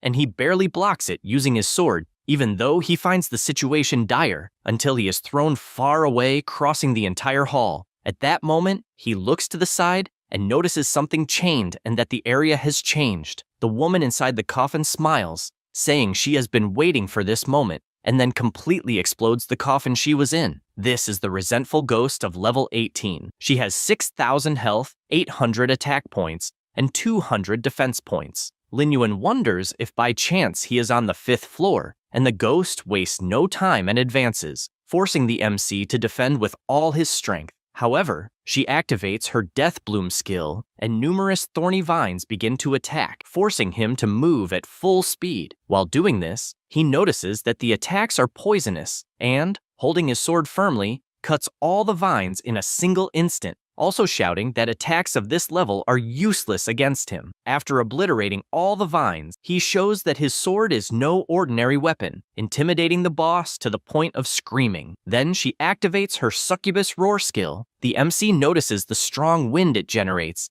and considers whether the ghost is summoning something. He then looks to the side and sees a skull rising and immediately deduces what it is, believing them to be the desert NPCs buried in that location. He is aware that besides the original inhabitants of the city, the game must also include the failed challengers of the Quincy journey. He thinks this is a nuisance, as extremely powerful skeletons keep emerging in front of him. The MC concludes that there are definitely more than one behind each door, and does not believe the boss can resurrect from a pile of bones. Because of this, he summons his entire zombie army and orders them to block the doors of each skeleton. The wolves obey instantly, as do the scorpions. Only then does Lin Yuan order the bloodthirst state to be applied, and the wolf chief, with his weapon, whips the troops to activate this skill, putting them in a state of fury. Confident, he orders the kobold chief and the thunder scorpion to attack, and his 2 leaders advance with full force, starting with the scorpion, who activates his pincher skill, rending the ground, while the kobold activates heavy strike. Both begin to destroy the terrain around the boss, who, looking up,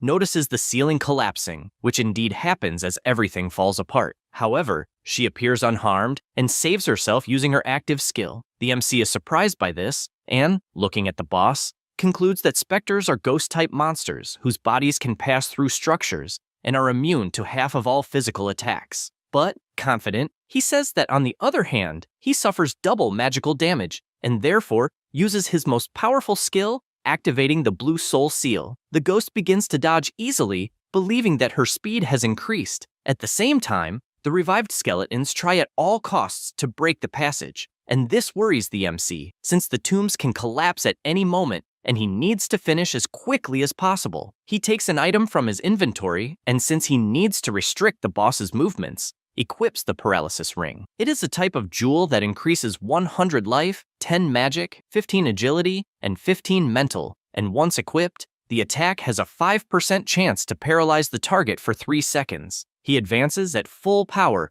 and with his fist clenched, activates his additional skill, Paralysis Toxin. He launches his attack, hitting the target directly with the Paralysis Toxin. He continues the assault, as it is not over yet, and even though she tries to defend herself, she is thrown violently against the wall. The MC approaches and realizes he caused a lot of damage to his target and therefore got very lucky. He summons his giant wolf, certain that the ghost has slowed down, and orders the zombie to use its skill, which stuns the target. He points his sword, aware that the stun duration lasts only 5 seconds, and unleashes dozens of simultaneous attacks, hitting blow after blow, even though the damage per hit is less than 100. The boss becomes furious and screams, leaving the MC concerned as she suddenly activates the corpse explosion skill. All monsters in the area begin to explode one by one, causing devastating destruction. After the dust settles, she realizes that the MC used his zombies as human shields. He continues to feel the ghost's intense attacks and notices that only 3 of his strongest zombies remain. He approaches her and declares that the end has finally come. At that moment, he charges with his skill and attacks her body with full force, and she, powerless, can do nothing but scream. The system alerts that the boss is entering near-death state with 30 life until finally being obliterated, and as a reward, he receives 800 experience. After this battle, he asks if it really ended until he looks back and sees a hologram of a woman thanking him for being a brave warrior. The woman smiles and her body is pulled into the MC's hand, becoming a ring. This is the quest item, a wedding ring given by Quincy to his wife as a symbol of their love. Lin Yuan cannot believe that the reward for defeating such a powerful monster is just a ring. Hardly saying this, a demonic book appears before him, leaving him confused about what it is. He notices it is the corpse explosion skill, exclusive to necromancers,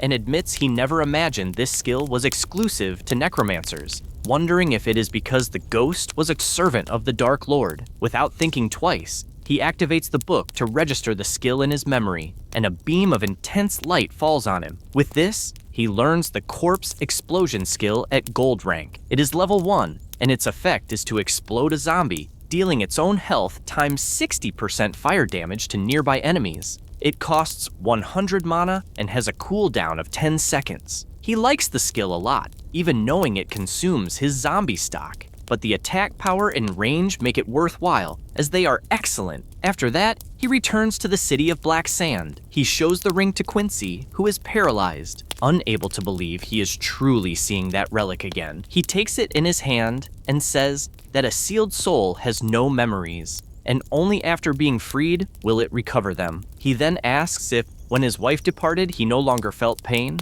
Lin Yuan answers yes, and still admiring the beautiful ring, the old man begins to cry with emotion, finding the situation wonderful. He admits that in the end, he never imagined a necromancer would help resolve his regrets. And as thanks, he summons a box and says that this time he will fulfill his promise. That is the Dark Crown, a unique helmet that has 2 effects. The first is that the value of sin becomes invisible when equipped, and the second effect is that it conceals the Hour of Darkness. The equipment is exclusive to the necromancer and cannot be sold or destroyed. He picks up the item in his hand and, even knowing it has no additional stats, finds it incredible that he can hide his sin value and dark aura, as it is exactly what he needs. And with this, he will be able to solve the knight's problem and no longer need to be cautious in the main city. The system asks if he wants to equip the item, and he, without thinking much, responds yes. A power takes over his body, and he asks if he is now one step closer to the truth. After that, he goes to the Sandbreeze City and upon arriving, notices that there are countless guilds of all sizes. He recognizes them, as all guilds from number 1 to number 10 are present, and remembers a certain person, as he does not know if they are hidden among the crowd. And since he is only a newcomer, it will not be easy to approach the big guilds. Therefore, he is walking, knowing he must find an opportunity. At the same time, someone is watching him, and MC immediately notices this presence. The blonde boy keeps walking and notices that Lin Yuan has disappeared until he suddenly appears behind him with his sword raised, questioning who he is. He says he finally found him and turns around, happy and excited to see MC again, but falls to the ground clumsily. Lin Yuan is confused by this, and the blonde boy, hurt, asks if he really does not remember him. MC, not understanding very well, asks how he knows his name, and immediately the young man stands up, explaining that he saw him fight against the Bloodstained Guild and recognized him instantly. He admits that he worked very hard to find clues about the whereabouts of the powerful warrior who fought the guild, and, the entire time, explains that he spent $2 million to develop a facial recognition system just to find him. MC simply cannot believe that the man spent $2 million just to find him. The man asks if that is a lot of money, saying he does not see it as a large amount, as his company spends several millions just to test the system. Only then does Lin Yuan realize that the boy is from the Han Corporation, a giant worth $100 billion that controls the global high-tech market, and, not knowing the man's history, he wonders if he should eliminate him on the spot. Han King's eyes shine as he warns that the next day there will be a rank S hunt, but in his excitement, he trips and falls face first before finishing what he was saying. MC turns and tells him not to follow, and wonders why he is even arguing with a fool. The blonde boy comments that a great solar god and an elite team is like overdoing it, and as he stands up, he says that the third team of the guild will participate in the hunt, and, if they perform well, they may even have a chance to be recruited. This makes him think about the guild list, and Han King laments having to go alone. Suddenly, Lin Yuan asks what the specific time of the hunt will be, and the excited guy kneels down, celebrating, and says it will be at 8 in the morning. MC tells him to calm down and warns that a little preparation is still needed before departure. This leaves the blonde boy confused. After that, at the Vulture Bandits camp, several explosions occur, and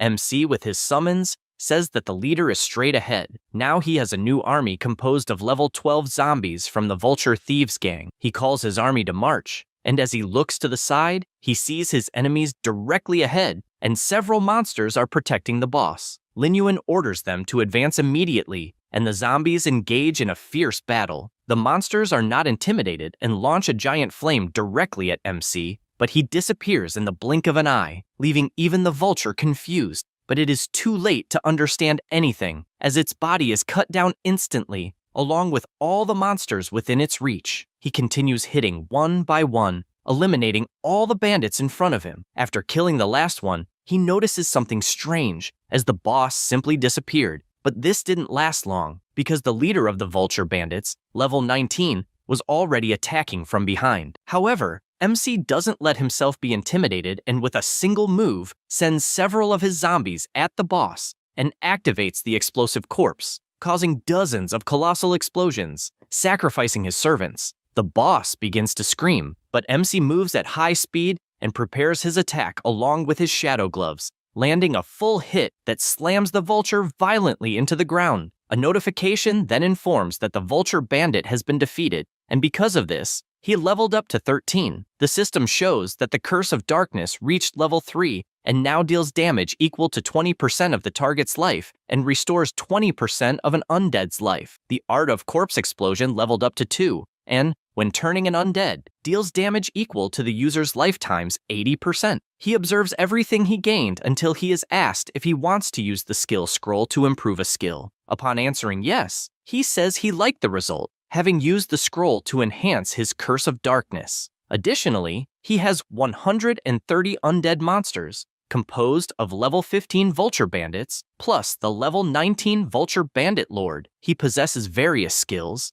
including the Deadly Poisonous Hand, which adds 20 points of poison damage, He is surprised to see this extra skill and remembers something similar happening when the giant death wolf was revived last time, gaining the Spectre's Fury, which increases allied units' critical hit chance by 20%. This makes him thoughtful, as apparently resurrected Lord-level monsters have skills. At this moment, the system announces that the hunting campaign he is participating in will officially start in 2 hours. Lin Yuan smiles and says he is preparing to leave. Upon arriving at the melted blood-scale cave, he immediately gets annoyed by a strong glare in his face and asks if his companion is doing a cosplay of a golden knight statue. The shiny one explains that he spent 50 gold coins for the master blacksmith to customize that armor just to avoid dragging the team down. However, his belt tears and his shorts fall. MC is in disbelief that such a thing is happening and says it is the first time he sees this type of modular armor, and the blonde replies that the blacksmith said it was a recent model. He barely says this when his helmet closes, blocking his vision. He screams for help, unable to see his path, until he trips over his own foot and bumps into someone in front of him. He then looks up and sees someone enormous asking if he is all right. This is Zhao Kui, captain of the 3rd team of the Black Tree Guild. Han King wonders why the person in front of him is smiling, feeling like a venomous snake is watching him, unsure if it's just his imagination. Suddenly, MC pulls him and orders him to remove all the equipment as he appears foolish. The bald man smiles, but Lin Yuan just stares without being intimidated, which irritates him, as no one looks at him directly like that. At that moment, someone shouts to get everyone's attention, and a man asks who is called Han King. He looks closely at the photo on the profile sheet and shouts, asking if he is the guy dressed strangely. Everyone bursts into laughter, finding it pathetic that someone is doing an extravagant cosplay. The swordsman also laughs and says it's himself, then asks if they are the older brothers of the Black Tree Guild. The man draws his sword and, pointing it, declares he has no interest in novices and makes clear he only accepted 2, not because of the registration fee,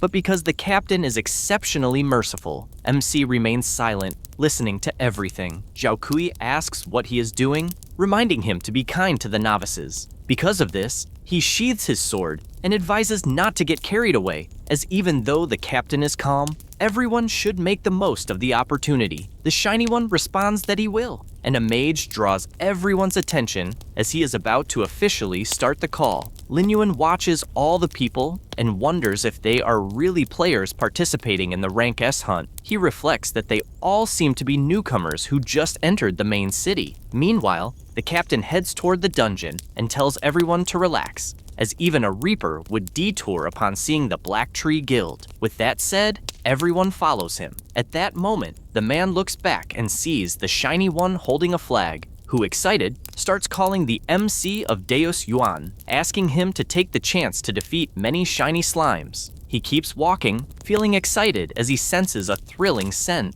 After that, inside the cave, they reach a fork, and a warrior asks which path they should take. The captain, smiling, says it's best for them to split up. Everyone is shocked, questioning if it wouldn't be dangerous since there are level 16 elite monsters. A mage asks everyone to be quiet and reveals that the captain had already scouted the paths in advance, so they had already done reconnaissance of the whole area. A man asks if that is really true, that they patrolled in advance, and Zhao Kui replies that it is, and that the morning reconnaissance followed all 3 paths and explained in detail what each contained, but assures that the more dangerous a place, the higher the likelihood of valuable discoveries, and with a suspicious smile, asks what everyone thinks. They begin to understand, as this is the mindset of a large guild, and say that the captain of the guild's 3rd team is the highest level person, thus the most experienced. Without thinking twice, the MC says he will take the left path, and the captain replies that it's no problem. He just wanted to know if anyone else would go with Lin Yuan. Everyone starts whispering that they don't want to accompany just 2 people, also pointing out that they don't want to walk with someone who hides their own level and class. The captain comments that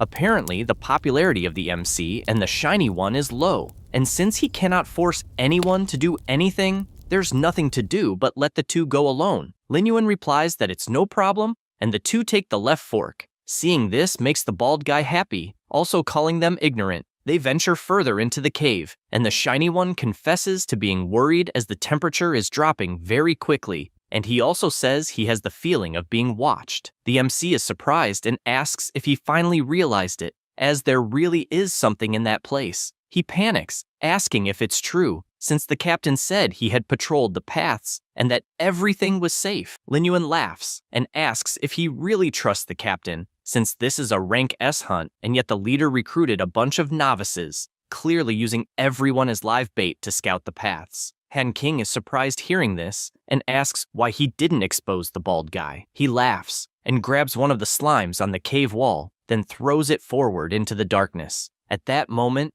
many eyes open, and a huge army of iron-devouring lizards appears, heading their way. Meanwhile, on another path in the cave, a mage activates his fire ability, attacking multiple lizards at once. In addition, a swordsman helps, slicing them one by one. After defeating the monsters, the swordsman admits that he found it very good to have pawns as sacrifices to distract the monsters, and finds it funny that everyone believed they had scouted the paths in advance. Zhao Kui swings his flail with force, killing the enemies in front of him. While doing this, he is surrounded by many lizards, which only excites him more, to the point of attacking all of them at once. After that, he makes a bizarre face, warning that mere monsters should recognize their own places in the food chain. At the same time, the shiny one is completely terrified, since, even though the monsters are powerful, the army of undead is attacking frantically, taking down monster after monster until they finish all of them in the cave, even though the fight is intense. He is surprised, wanting to know how many monsters the zombie has subjugated since the last time, and reflects that these monsters are even more powerful than the battle against the giant wolf. MC points out that he had said he would make some preparations, and the shiny one confesses that he is impressed, since, in less than a day, he has subjugated so many powerful monsters. After the conversation, he had already killed 55 elite monsters, and, walking, says that it is already over and that the efficiency of his zombies is not bad at all. Han King begins to cry, moved, as he wanted to be as powerful as MC, until he is startled, since a tremor started out of nowhere, and decides to call Lin Yuan, but soon sees him busy and decides that he cannot keep bothering him, since he also needs to be useful. He searches for the direction the tremors are coming from, until he feels something in the ground, and asks if it really disappeared. But in the next second, the ground is destroyed with something emerging from within, and this leaves the blonde completely terrified. A sort of tongue appears in front of him, and he tries to understand what the hell it is.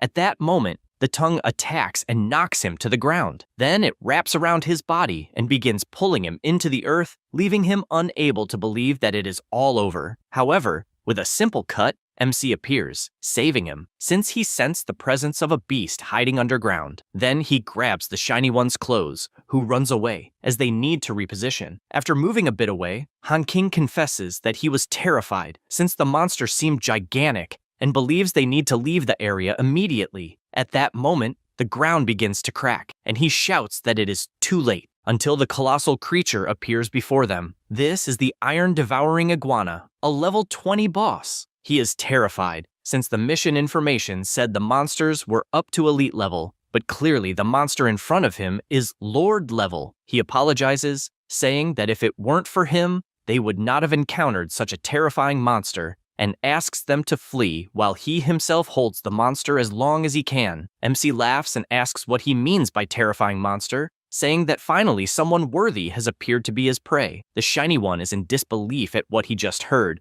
until the boss prepares to attack, but Lin Yuan advances first, eager to defeat that giant. The zombie vultures quickly appear and throw their shuriken swords, but it is ineffective since the boss activated his iron tail skill, which completely blocked the swords. Lin Yuan realizes his chance has come and unleashes his blue spirit seal skill, bombarding the enemy's back. He returns to the ground, and the monster turns to him. At that moment, he sees where the strikes hit and reflects that, unfortunately, he only left some small burn marks. The iguana screams furiously, activating her toxic sand breath skill, which is unleashed instantly, causing an explosion throughout the area in front of MC. The shiny one sees this and shouts for him to be careful with something so dangerous. The impact area created a powerful acid, and MC observes that it was a high-concentration corrosive attack, and realizes it is a bit more problematic than he thought. At the same moment, The boss attacks with his tail, but he dodges and calls for Lord Vulture to appear. His servant emerges, attacking and trying to pierce the iguana with his swords.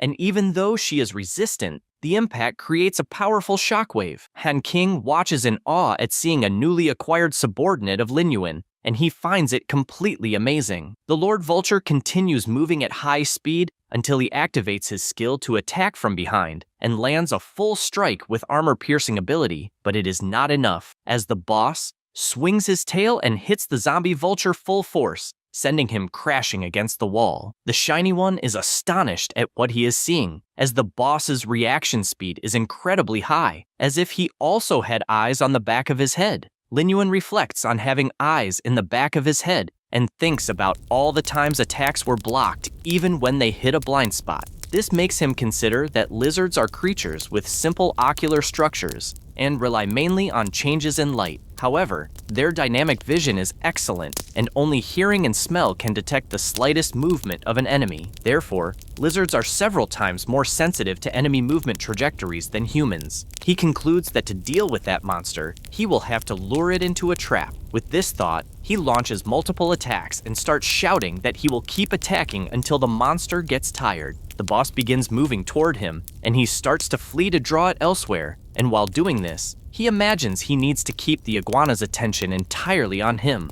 At that moment, Han King shouts, asking if he is in danger, and reflects that the boss's defense is at Lord level. That is why fireballs will have no effect, until he is startled when looking ahead and sees that the direction MC is running leads to the pile of zombies. He approaches as closely as possible and smiles, as this chance has arrived. Then, with a slight movement, he diverts the trajectory, leaving the boss in front of the zombies. And, all clumsy, the iguana tries to turn but hits all the monsters because it is not agile. MC finds this funny and asks if it can't even stop. The boss continues advancing with its huge mouth, and MC charges energy in his hand and unleashes it fully, completely exploding the area where the boss is and causing massive damage. He gets excited since the armor has been broken, and the monster continues running toward him. Lin Yuan jumps to the side and shouts for Lord Vulture to position himself on the left. Both take positions beside the boss, as MC has realized the lizard has another weakness.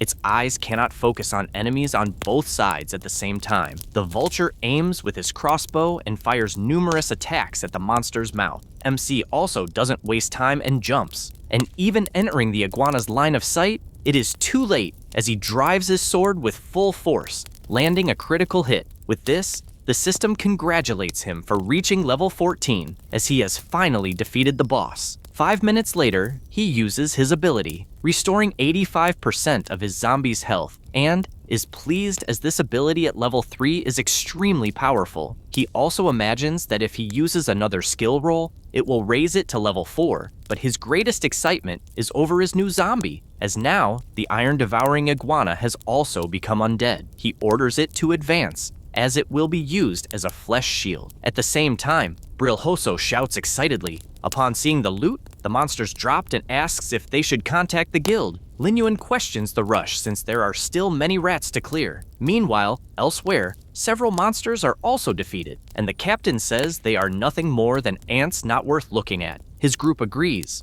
knowing that monsters of that level are nothing against the captain. They decide it is time to collect the corpses until an explosion occurs in the cave where they are, leaving them all frightened, unsure of what is happening. At that moment, Zhao Kui shouts, asking who did that, and how dare they challenge the Black Tree Guild.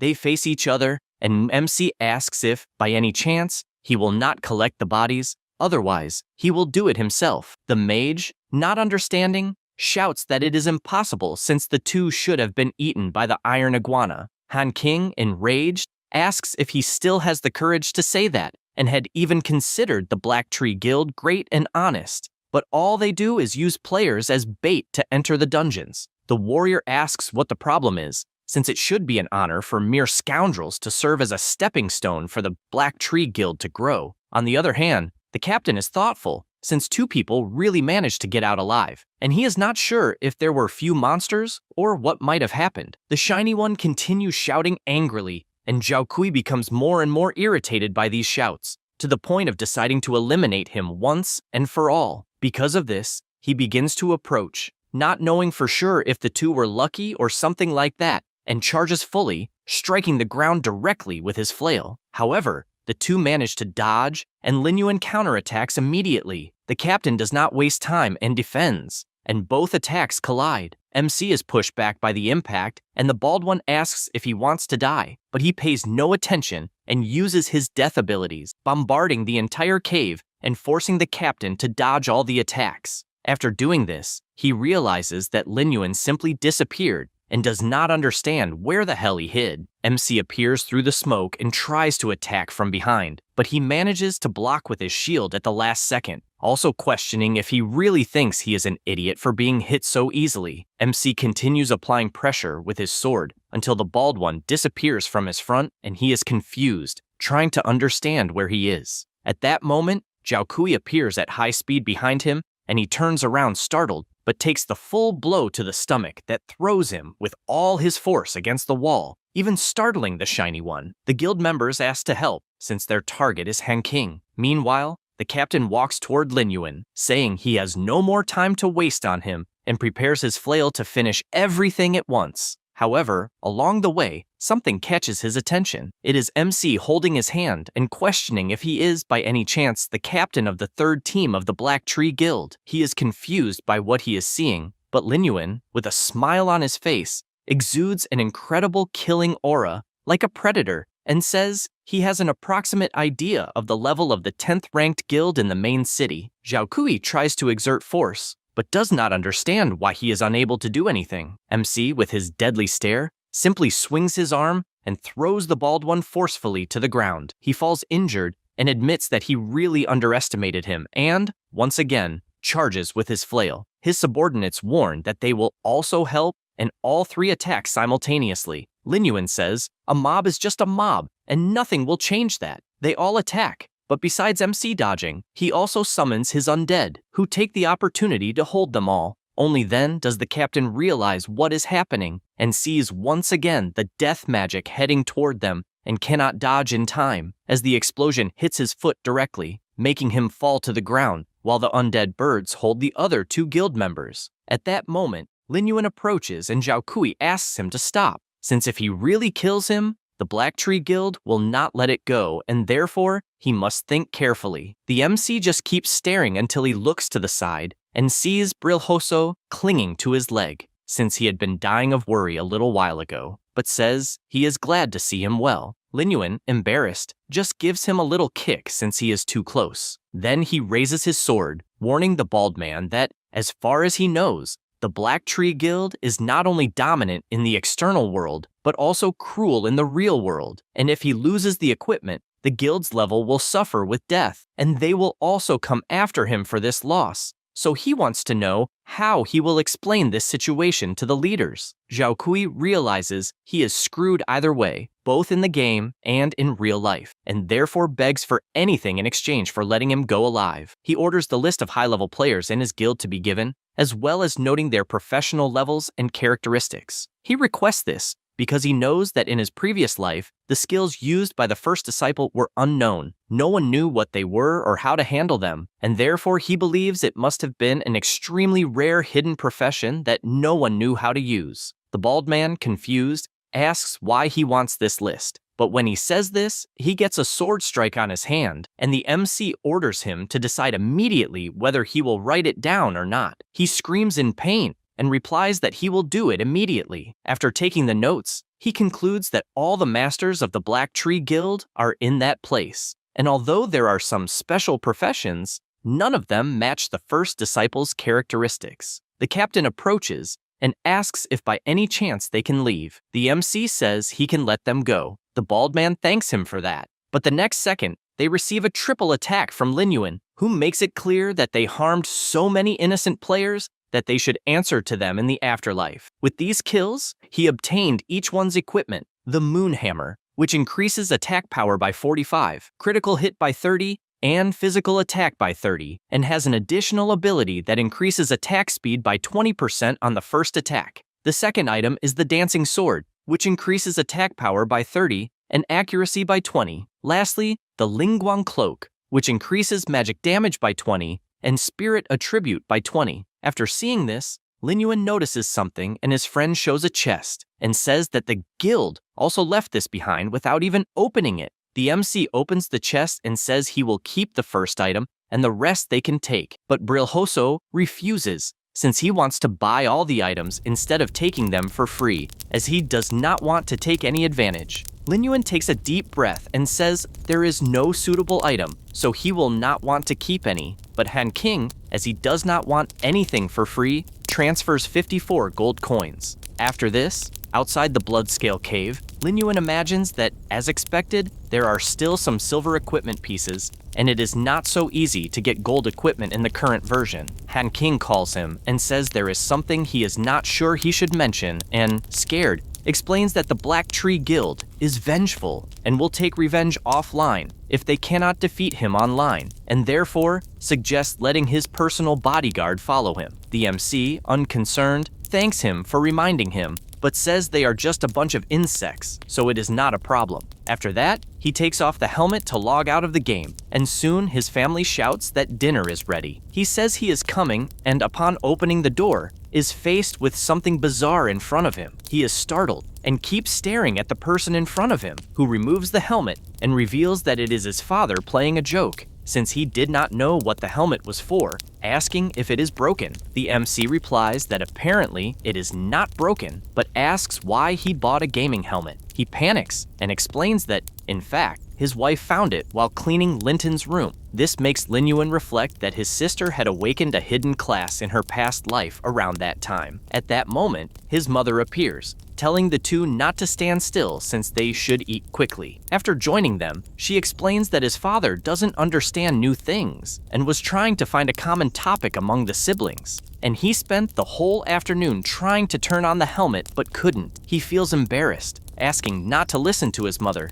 since he was only worried that Linton would use things without knowing how. MC reflects that he could make his parents enter the world of eternity and could use his own resources to recommend them, and when the cataclysmic change occurred, they would have the ability to protect themselves. Because of this, he explains that the game is not difficult and that he even bought 2 more helmets, which is why he wants to see his parents trying to play. His mother worries and asks not to waste money, but he says it's not a problem and asks if, by any chance, his sister hasn't returned yet. She takes the phone to call, believing that Linton is playing with her friends, but he says he will call. And after trying, he realizes that the call isn't reaching her, as if there is no signal. He worries a little, since even if his sister didn't want to answer, she would at least send a courtesy message instead of completely ignoring him. His mother asks once more to eat first and guesses that Linton is eating out, so they shouldn't wait for her. However, Lin Yuan asks them to eat in front since he remembered he has some things to buy, and fears the store will close early. As he leaves, his father comments that little Lin Yuan has grown since the siblings used to stick together,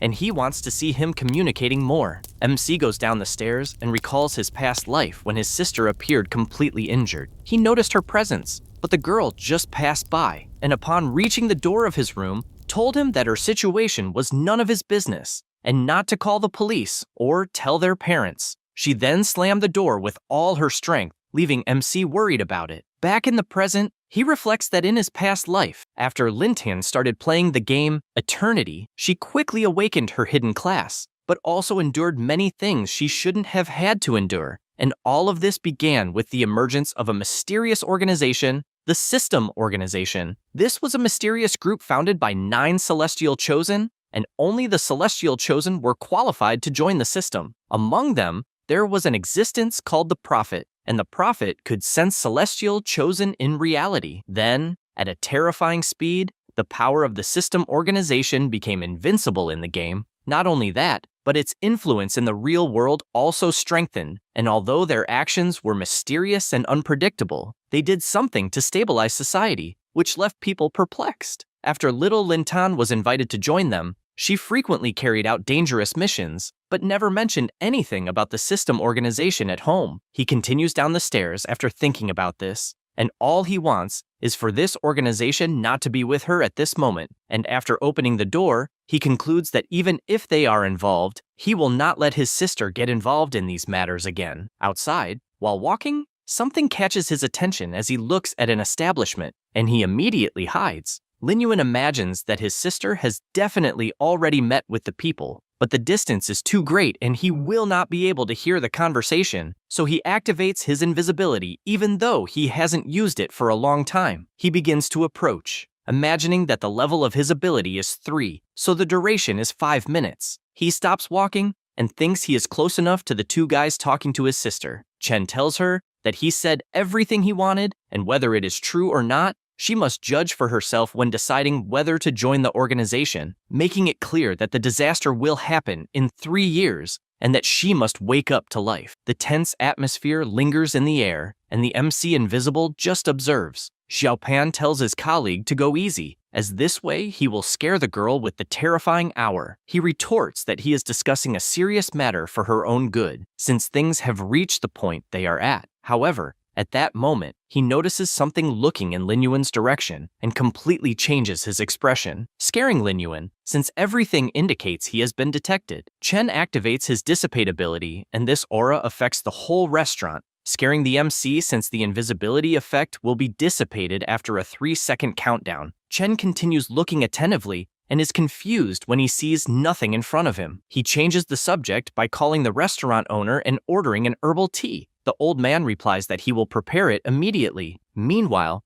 the MC, who managed to hide in time, cannot believe the guy used the dissipate ability that the ring possesses, but is glad that this ability has a 3-second delay, since at that moment his invisibility was dissipated. Chen goes back to drinking his tea and tells Linton once more to carefully consider joining the organization, as they are people with a sense of justice, and hands her a card. She responds that she will think about it, and the two leave the restaurant. At the same time, Linyuan activates his invisibility again and decides to leave the restaurant as well, but when he gets outside, he realizes the boys have disappeared. He continues walking until a cup of tea is thrown at his feet. Only then does he look forward and sees the two who threw the tea, saying that something is definitely wrong. Once again, the invisibility countdown begins, and the two keep staring in his direction, waiting for it to happen. However, the next second they see nothing, and Chen comments that maybe he has become too sensitive lately. His colleague asks him to relax, as he is very nervous,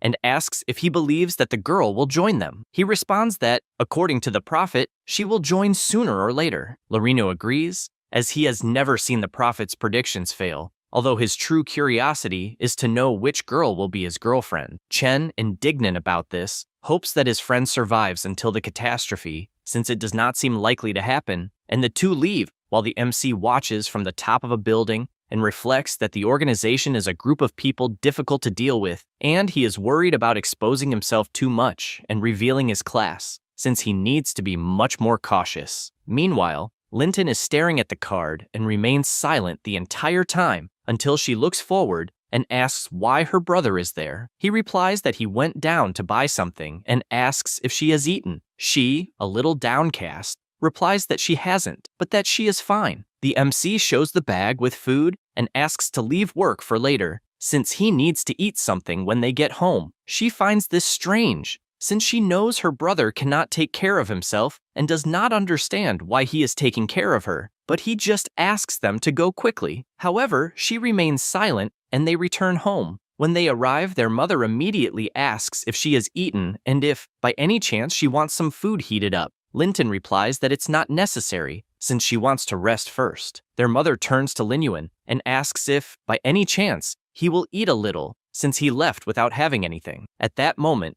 Linton closes the door and takes a deep breath. She walks toward the bed, thinking about what happened recently, and lies down, imagining that ever since she played the game, all kinds of strange things have happened. She remembers when she was fighting a monster, and her friend was shouting for her to run as fast as she could while holding the monster. That was a level 5 longsword mantis that, with its sharp blades, landed a full strike on the girl, who fell to the ground immediately. Linton panics seeing this, and holding her sword firmly, declares that she will not abandon her team. Several mantises rush at her, and she starts defending against one of the attacks, until another monster appears behind her and lands a precise strike. At that moment, the system congratulates her for unlocking a hidden class. Then, facing dozens of monsters, she slices them one by one with her incredible power, to the point that she cannot understand how she became so strong all of a sudden. After finishing her slaughter, she plunges the sword into the ground, and the system informs her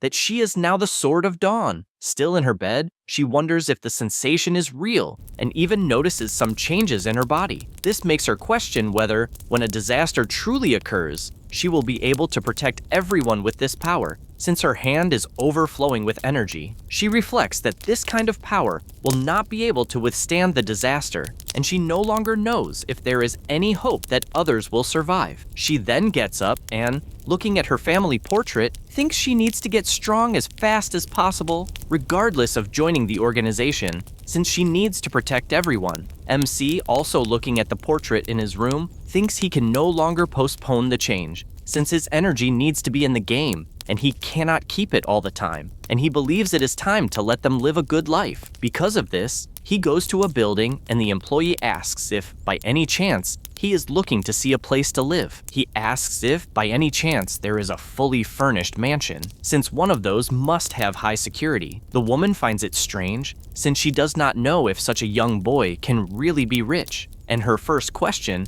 is whether he has heard about property prices. He does not waste time and shows his card. She takes it in her hand and is amazed, since it is a limited edition VIP card with millions of dollars in credit. Because of this, she screams, welcoming him and saying she will serve him promptly. The scream is so loud that it draws the attention of people around. After all this, he calls his family, and his mother, seeing the new house, asks if all of it is true. She cannot believe there is even a private pool, since it is just like the one seen on television. Jianlu looks at the room and cannot believe how big the bed is, as well as the whole house, since it is gigantic and shiny. The two, still not understanding, ask how many years it will take to pay the mortgage, since they do not want him to be under pressure. MC responds that there is no mortgage, since he bought it with his earnings from previous competitions and game income, and therefore does not need to worry about anything besides the fact that he will live in a house next door. His father admits he never believed he could live in a mansion. Menlin agrees and even comments that, in the blink of an eye,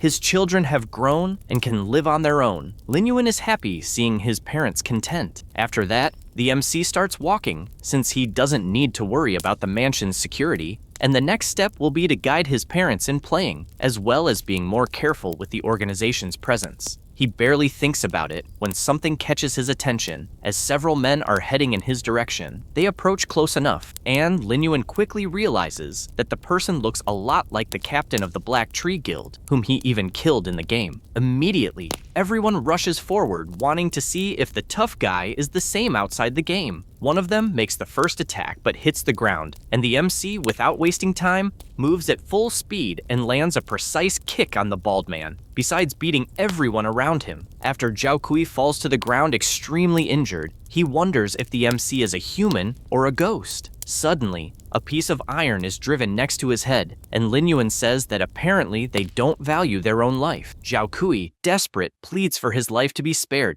claiming he can still be useful, and because he knows about a hidden mission. The MC asks him to continue, and the bald man says that in the main city, he found a blacksmith named Tong who works delivering ore, and, when favorability is high enough, this NPC will make a gold equipment. Lin Yuan hears this, and imagines that indeed, in his past life, a player obtained gold equipment very quickly, and it was really connected to a discrete NPC. Then, to see if it's really true, he squeezes the iron bar with all his strength, deforming it, and makes it clear that if anyone tries anything online or offline against him or his family, they will pay with their lives, demonstrating with the iron bar, which he broke in half with a handshake. Zhao Kui fully understands the message, being absolutely terrified. After that, in the main city of the Western Desert, inside the game, some players are toasting with beer and enjoying lots of delicious food. Tong is incredulous at what he just heard and says that if one really provides 100 pieces of ore, he will make a weapon for free. In front of him is the MC, who, after hearing this, concludes that Zhao Kui was indeed telling the truth, so his next step will be mining. Near that table, a woman is running, and a player asks why she is running since he wants to have a drink with her. But the girl keeps asking not to be touched. Lin Yuan watches this, and the guy gets annoyed, warning that if he doesn't stop staring, his eyes will be gouged out. However, being impatient, He simply casts a spell that throws the drunk man to the other side of the tavern. The woman, drunk, thanks Lin Yuan for the help and asks if she can buy him a drink. The MC just walks past and says no. She keeps insisting until she trips over herself. He immediately notices and catches her at once. The girl becomes excited and asks if he wants to dance, but the moment is broken as she simply falls asleep without warning. Because of this, he goes to the room and leaves her sleeping, as she is very drunk. Then he goes to the Viper mine and puts his undead to work mining. He imagines that he currently has 12 dog-headed zombies in his underworld portal, which is perfect for mining. Hardly thinking about it, a noise occurs nearby. When he turns around, he sees violent level 10 moles. He immediately summons his black scorpion, which instantly starts attacking all the monsters. After defeating them all, the MC doesn't waste time and begins using his magic, as there will be more monsters efficient for his objective. Soon the moles turn into undead, and once again, an explosion occurs above him. He asked what the hell was happening and realized it was an extremely large monster chasing someone. Upon analyzing, he saw it was another violent mole, but of Lord level, and it was at level 16. With his sword in hand, he asked if by any chance it was the boss of the mine and if someone was purposely attracting the monster. The player being chased raised his staff and fired a ball of energy in Lin Yuan's direction, who immediately stomped firmly on the ground and leaped backward to escape. But as he approached, he realized it was not a magical attack. When hit, he received a notification that he had been buffed by the Old Sun, a holy armor skill that increases the allies' defense by 20 points and lasts 60 seconds. Only then did he realize it was a priest's skill. Near the location, the miner asked what was happening and why all the iron ore had disappeared, also noticing that the priest being chased belonged to the Super God Iron Triangle Guild, and he didn't know why he was alone. Then he took out and used his mosquito-shaped camera. Meanwhile, the priest was running at full speed, shouting that he didn't want to attract the monster to that place, and therefore wanted everyone to escape, as he would take responsibility for his own actions. The miner's stream system reported 15 users online, and they asked if the boss was solo and commented that all priests from the Mirror Flower Water Moon Guild were over the top. Lin Yuan realized that even in that situation, the priest was very loyal and therefore welcomed that boss at his doorstep. People quickly recognized him and commented that he was the master who soloed the world boss and thus believed it would be exciting what would happen in the mine. The mole boss got close to catching the priest, but Lin Yuan jumped in front, blocking the attack. Seeing this left the guy surprised at such strength to block an attack like that. Meanwhile, elsewhere, Zhao Kui had his system open and, watching the live stream, said he wasn't ashamed to lose to a monster. At that moment, some players passed by complaining about how MC was hyped, with everyone idolizing him as a god, believing that in terms of strength, no one compared to their president. Zhao Kui realized it was Nuyan and drew attention, saying the mad god had only taken advantage of the guild and the class, and no one could compare to the great god. This made the guy so angry that he asked to repeat it once more. He apologized and asked if by any chance it was Nu Yan from the Fury Guild, noting that everyone was saying that leader Quang Shen of the #1 guild should have resigned a long time ago. Immediately, he pointed his sword at the bald man's neck and asked what the hell he meant by that, and he felt cornered and questioned why he was taking out his anger on him, as that's what everyone was saying. Nguyen asked if the so-called god everyone was talking about was the guy in the live stream and, therefore, ordered to notify the entire guild online to follow him. Meanwhile, MC's battle continued frenetically against the Lord-level mole, and, after landing a few hits, he told the priest to flee while there was time. The monster gave no respite and charged again, attacking the ground with full force, but he dodged in time and, with his hand raised, fired several fireballs that exploded at the creature's feet. At that moment, 1,297 people were watching the stream, and they were excited as they were seeing two powerful people fighting the boss. The mole started moving again and began chasing Lin Yuan, who kept fleeing while his undead minions attacked to the point of knocking him to the ground. MC approached and warned that attacking recklessly was not a good strategy, and, without hesitation, drove his sword into the mole's eye, which began screaming incessantly. Cobalt jumps and delivers a hammer blow to the monster's face, not giving it even a moment to react. Lin Yuan takes the opportunity to equip the glove and charges energy in his fist, landing a critical hit that finishes it off. The system congratulates him for killing the violent mole of Lord level and also for reaching level 15, in addition to obtaining the pursuit dagger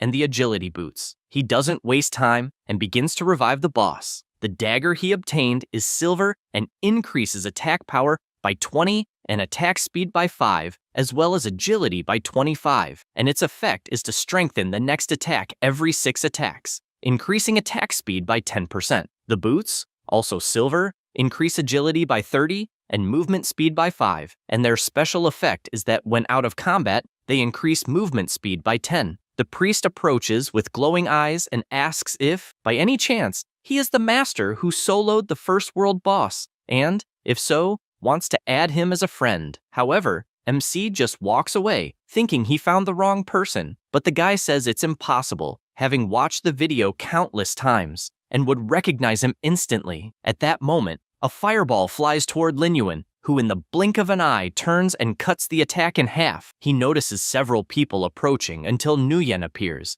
saying he recognizes him for not turning to ashes from the fire attack. Besides him, several guild members are armed and ready for combat. MC observes this and wonders if the Fury Guild wants to defeat him to show off, but sees no reason not to accept the equipment that is coming to his door. The system announces that a malicious siege has been established and the counterattack time limit is 15 minutes, and eliminating some players during this period will not count towards sin points. Suddenly, the priest steps forward and says he has been waiting to fight side by side with a great warrior as comrades, and promises to protect him as much as possible. Lin Yuan can't believe what he is hearing. Nguyen points his finger warning that he will massacre the two, but at the same moment receives a punch to the mouth. Since MC is resourceful, the punch is so strong that it sends him flying across the cave until he crashes into the wall. The number of spectators is already over 5,000, and everyone is excited for the show they are about to witness.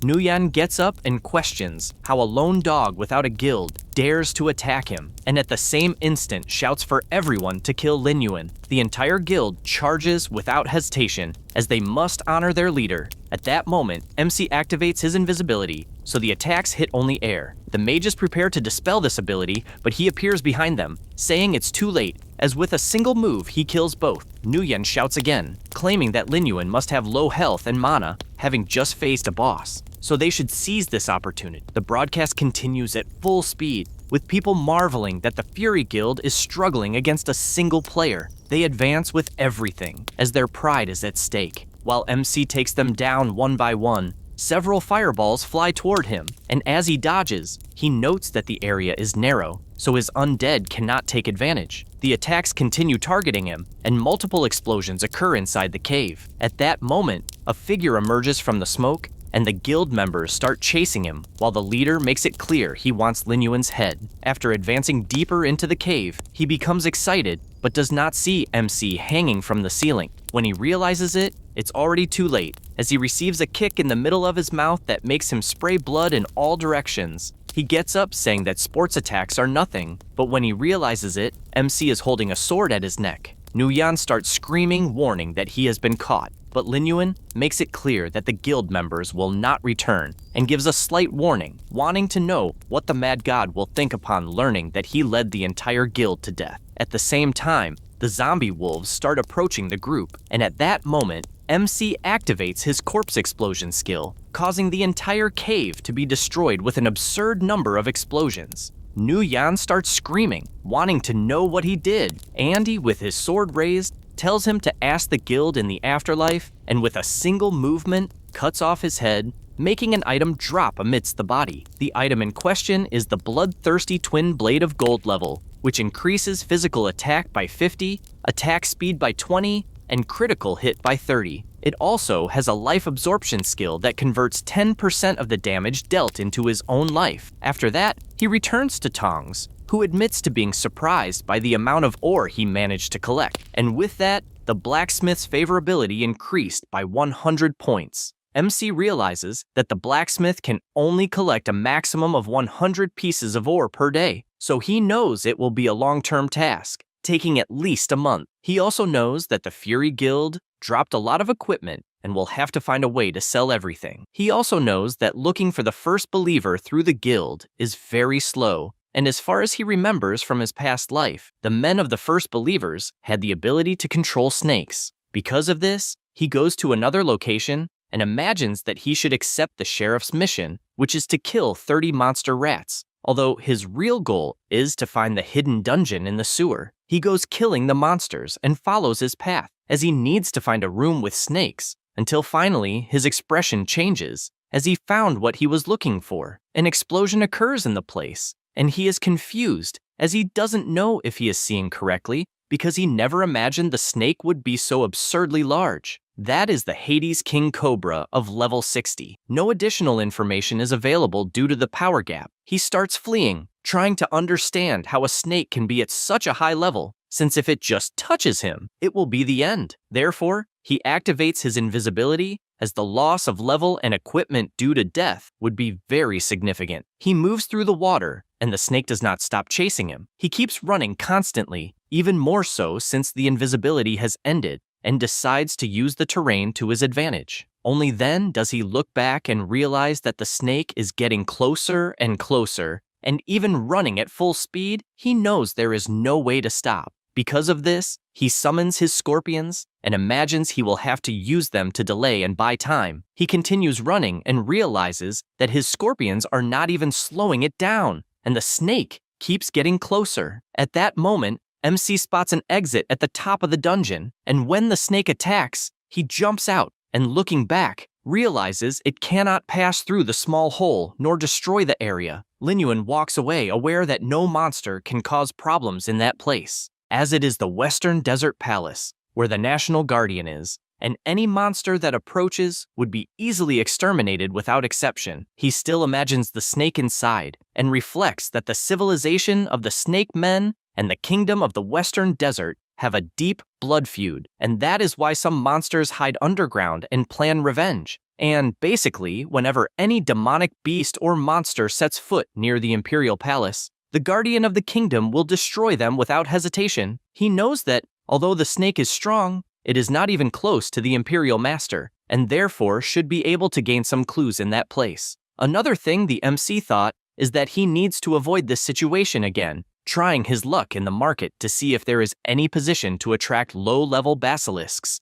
since encountering such a large snake again is out of the question. He goes to the palace, and the vendor sells a potion that attracts low-level snakes. Suddenly, someone appears saying that he walked across all the sand just to find him and pay his respects to the MC, who upon seeing him, wonders if it might be the priest who was fighting the mole boss. Mike sends a friend request and asks to add him, being sure that they will be useful to each other, but the MC, uninterested, just walks past. The frustrated boy runs ahead and asks him to wait, as he wants him to join his guild. He emphasizes that they could join Lung Yue and Xing Hen to become the 4 super gods. The MC thinks about the name Lung Yue, as in his past life this person was the president of the 2nd guild and also a central member of the Order organization, and therefore it is a great opportunity to get clues about the first believer, and he accepts the friend request. Then he invites him to open a dungeon together, but since he has something to do, he will leave first. Mike gets excited and asks him to count on him. The MC goes to the place where, in his previous life experiences,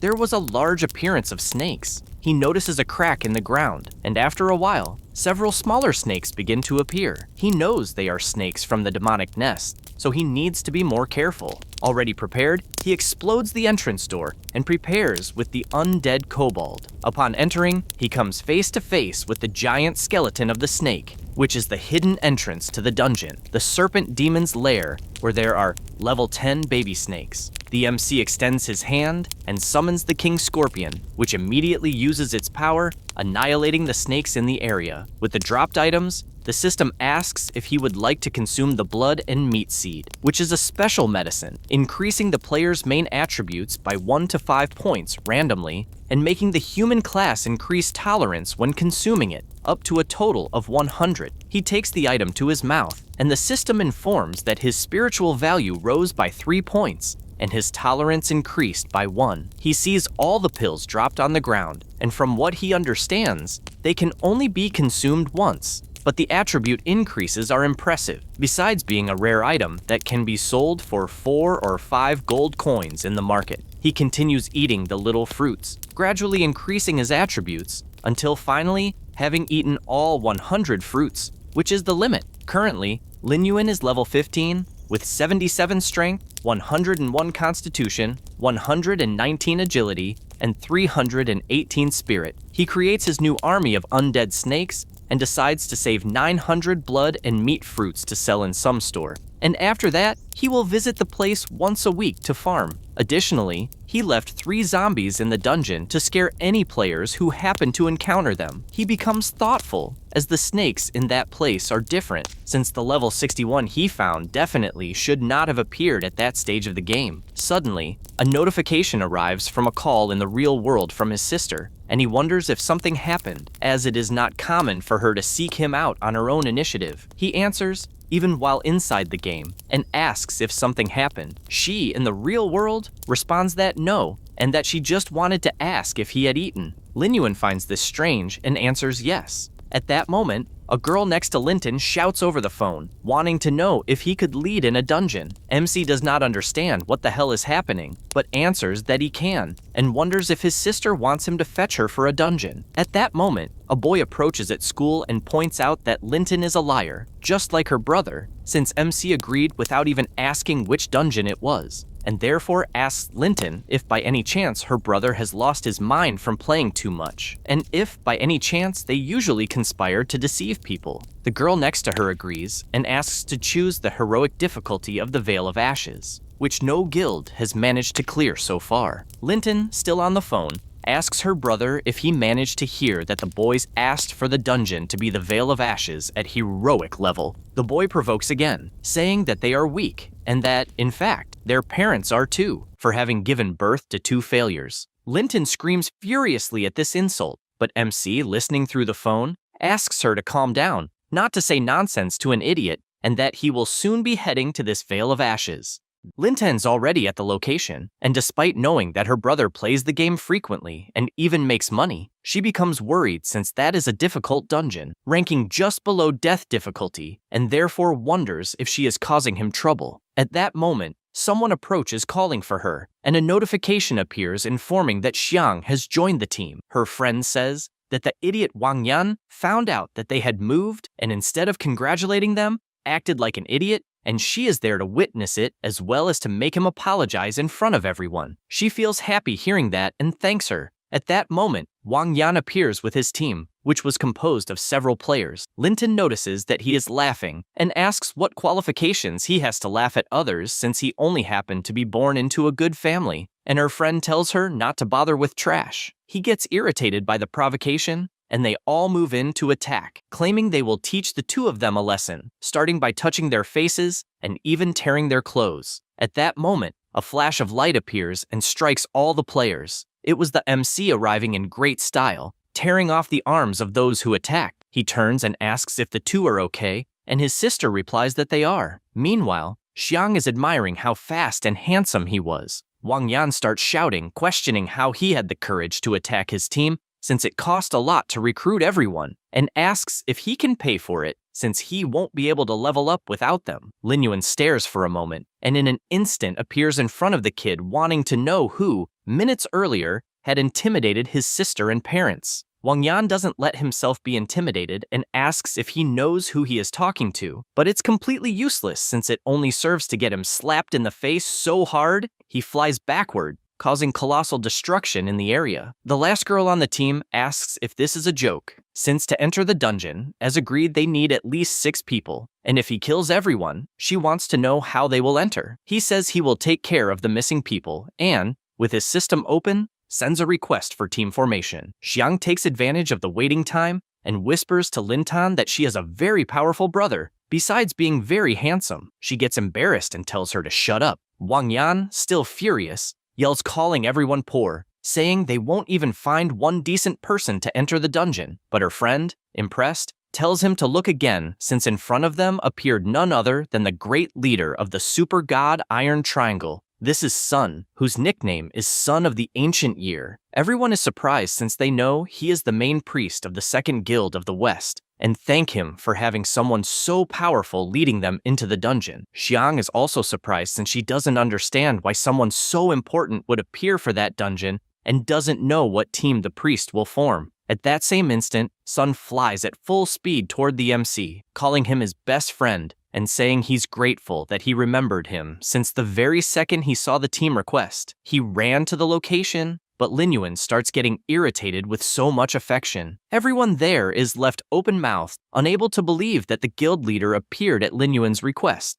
And as far as they knew, Linton's brother was just a game nerd, so they ask if he might have joined the wrong team. The priest questions if this is some kind of joke since he is definitely there to help the best of all players, someone at the level of a god. The MC tells him to shut up since they need to enter soon, but Wang Yan, still not believing what he's seeing, shouts that Lin Yuan also hired someone high level and makes it clear that not even the top 1 guild could handle it. So even with the second guild's priest, it won't be enough. The MC once again tells him to shut up since they need to enter soon and says to just watch. With that, it's notified that the team is entering the heroic Valley of Ashes. As they pass through the portal, the monsters already appear, being level 18 ash lizards. After the whole group enters, they realize that the monsters are at quite a high level. Wang Yan says that the MC hired a powerful priest to clear the monsters, but guarantees that he will do it first, and his friend understands the message and prepares her attack, launching it against one of the lizards, which becomes furious upon receiving the blow. The MC quickly notices this movement, and the group asks why so many monsters are suddenly advancing. Wang Yan warns that Lin Yuan is not very lucky, but in fact, they are quite excited, especially the priest, since he will have the opportunity to fight alongside his dear friend. The MC then summons his Thunder Scorpion, which fires countless lasers that destroy the entire battlefield along with the monsters. Then he charges at full speed and with his absurd agility, slashes through monster after monster, leaving only a few after his massacre. At that moment, one of the lizards advances toward Linton, who only asks her friend to stay behind, but the MC doesn't even give a chance for anything to happen and also takes down this monster. His sister looks at him since she didn't imagine he was so good at the game and also feels embarrassed when he puts his hand on her head while asking her not to worry since he wouldn't put her in danger. She doesn't know how to react to this and slaps his hand, as it's a rather awkward scene,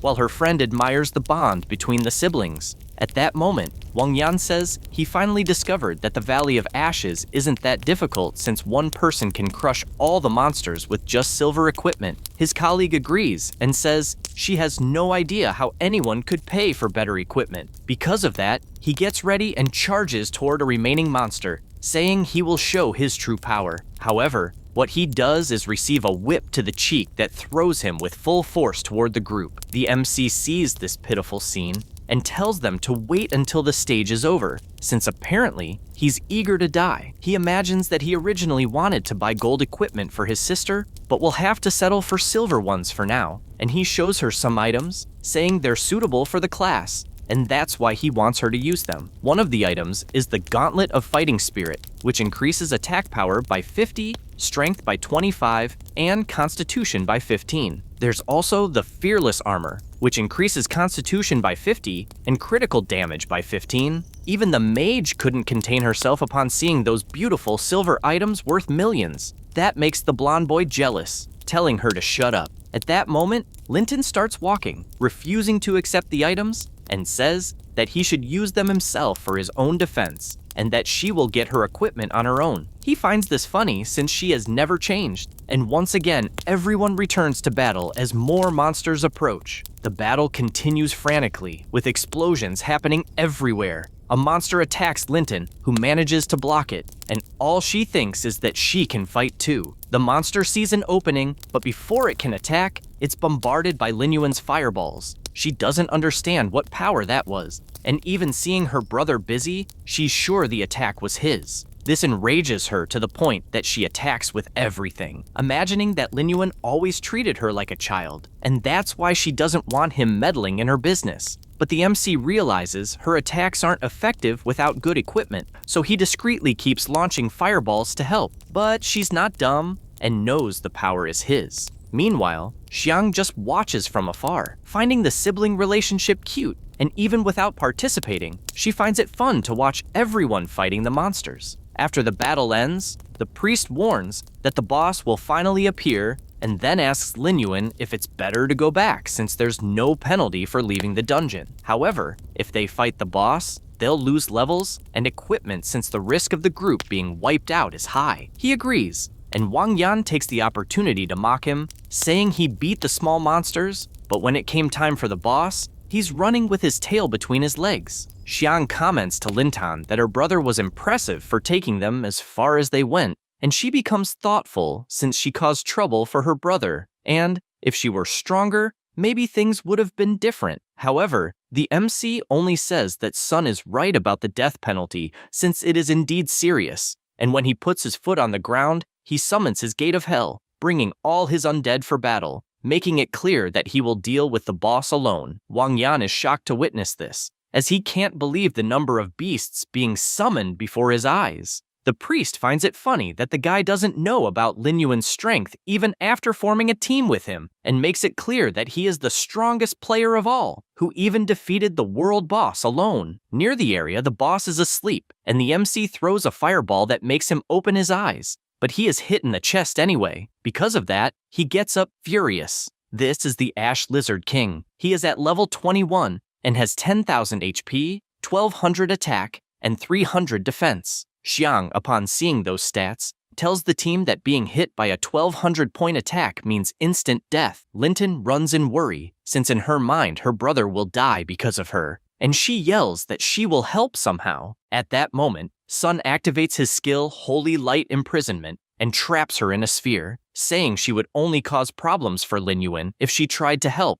At that instant, the Lizard King charges energy in his mouth and fires with full strength, but the MC dodges with a jump, and all his summons rush into the attack, distracting the boss in every possible way. At the same time, the serpents also attack and start tormenting the lizard's life. The priest is amazed to see the MC using his summons to gather information about the boss, and thinks it's a work of art. Even the mage becomes infatuated with Lin Yuan, hoping he can defeat the boss. Wang Yan becomes furious upon seeing this since he refuses to be humiliated in front of everyone and believes he should only attack stealthily to make him commit a mistake, so the boss will kill him with one strike. At this instant, the Lizard King is about to bite him, but misses, and Lin Yuan knows that the cooldown time of that skill is 8 seconds. Then, Wang Yan advances from behind stealthily, and all the MC can think is that the guy is nothing but an idiot. With extreme ease, he dodges the attack and tells him to disappear with the boss. He says that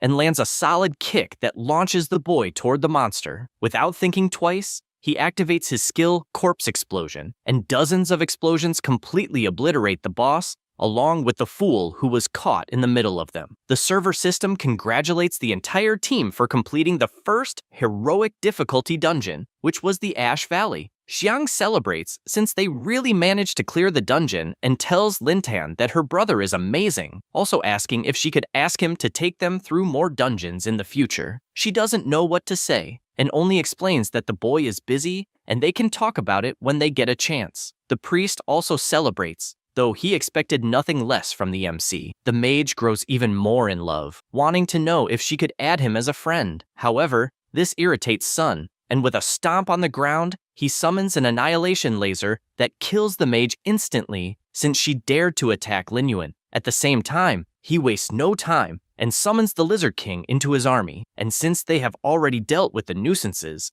it's time to divide the loot. However, Xiang explains that he was the one who dealt the most damage the entire time, so they wouldn't dare ask for any gear, as they are happy just with the levels they gained. But he says he only needs the skill book, so they can keep the rest. The first item is the Ash Pants, a silver equipment that increases Constitution by 30, movement speed by 20, and Spirit by 10, as well as increasing fire damage resistance by 10%. The second item was the Burning Wrist Guards, a bronze-level equipment that increases Constitution by 10, Strength by 15, and critical damage by 5. Lastly, the bronze-level Agility Boots. They increase movement speed by 10, Constitution by 10, and spirit by 5. The priest is impressed since the president of his guild would love the items that dropped, and therefore suggests keeping all the items, and, in return, will give plenty of gold coins as a contribution. Xiang has no objection since that way she will get rich, and the MC simply says he doesn't need that.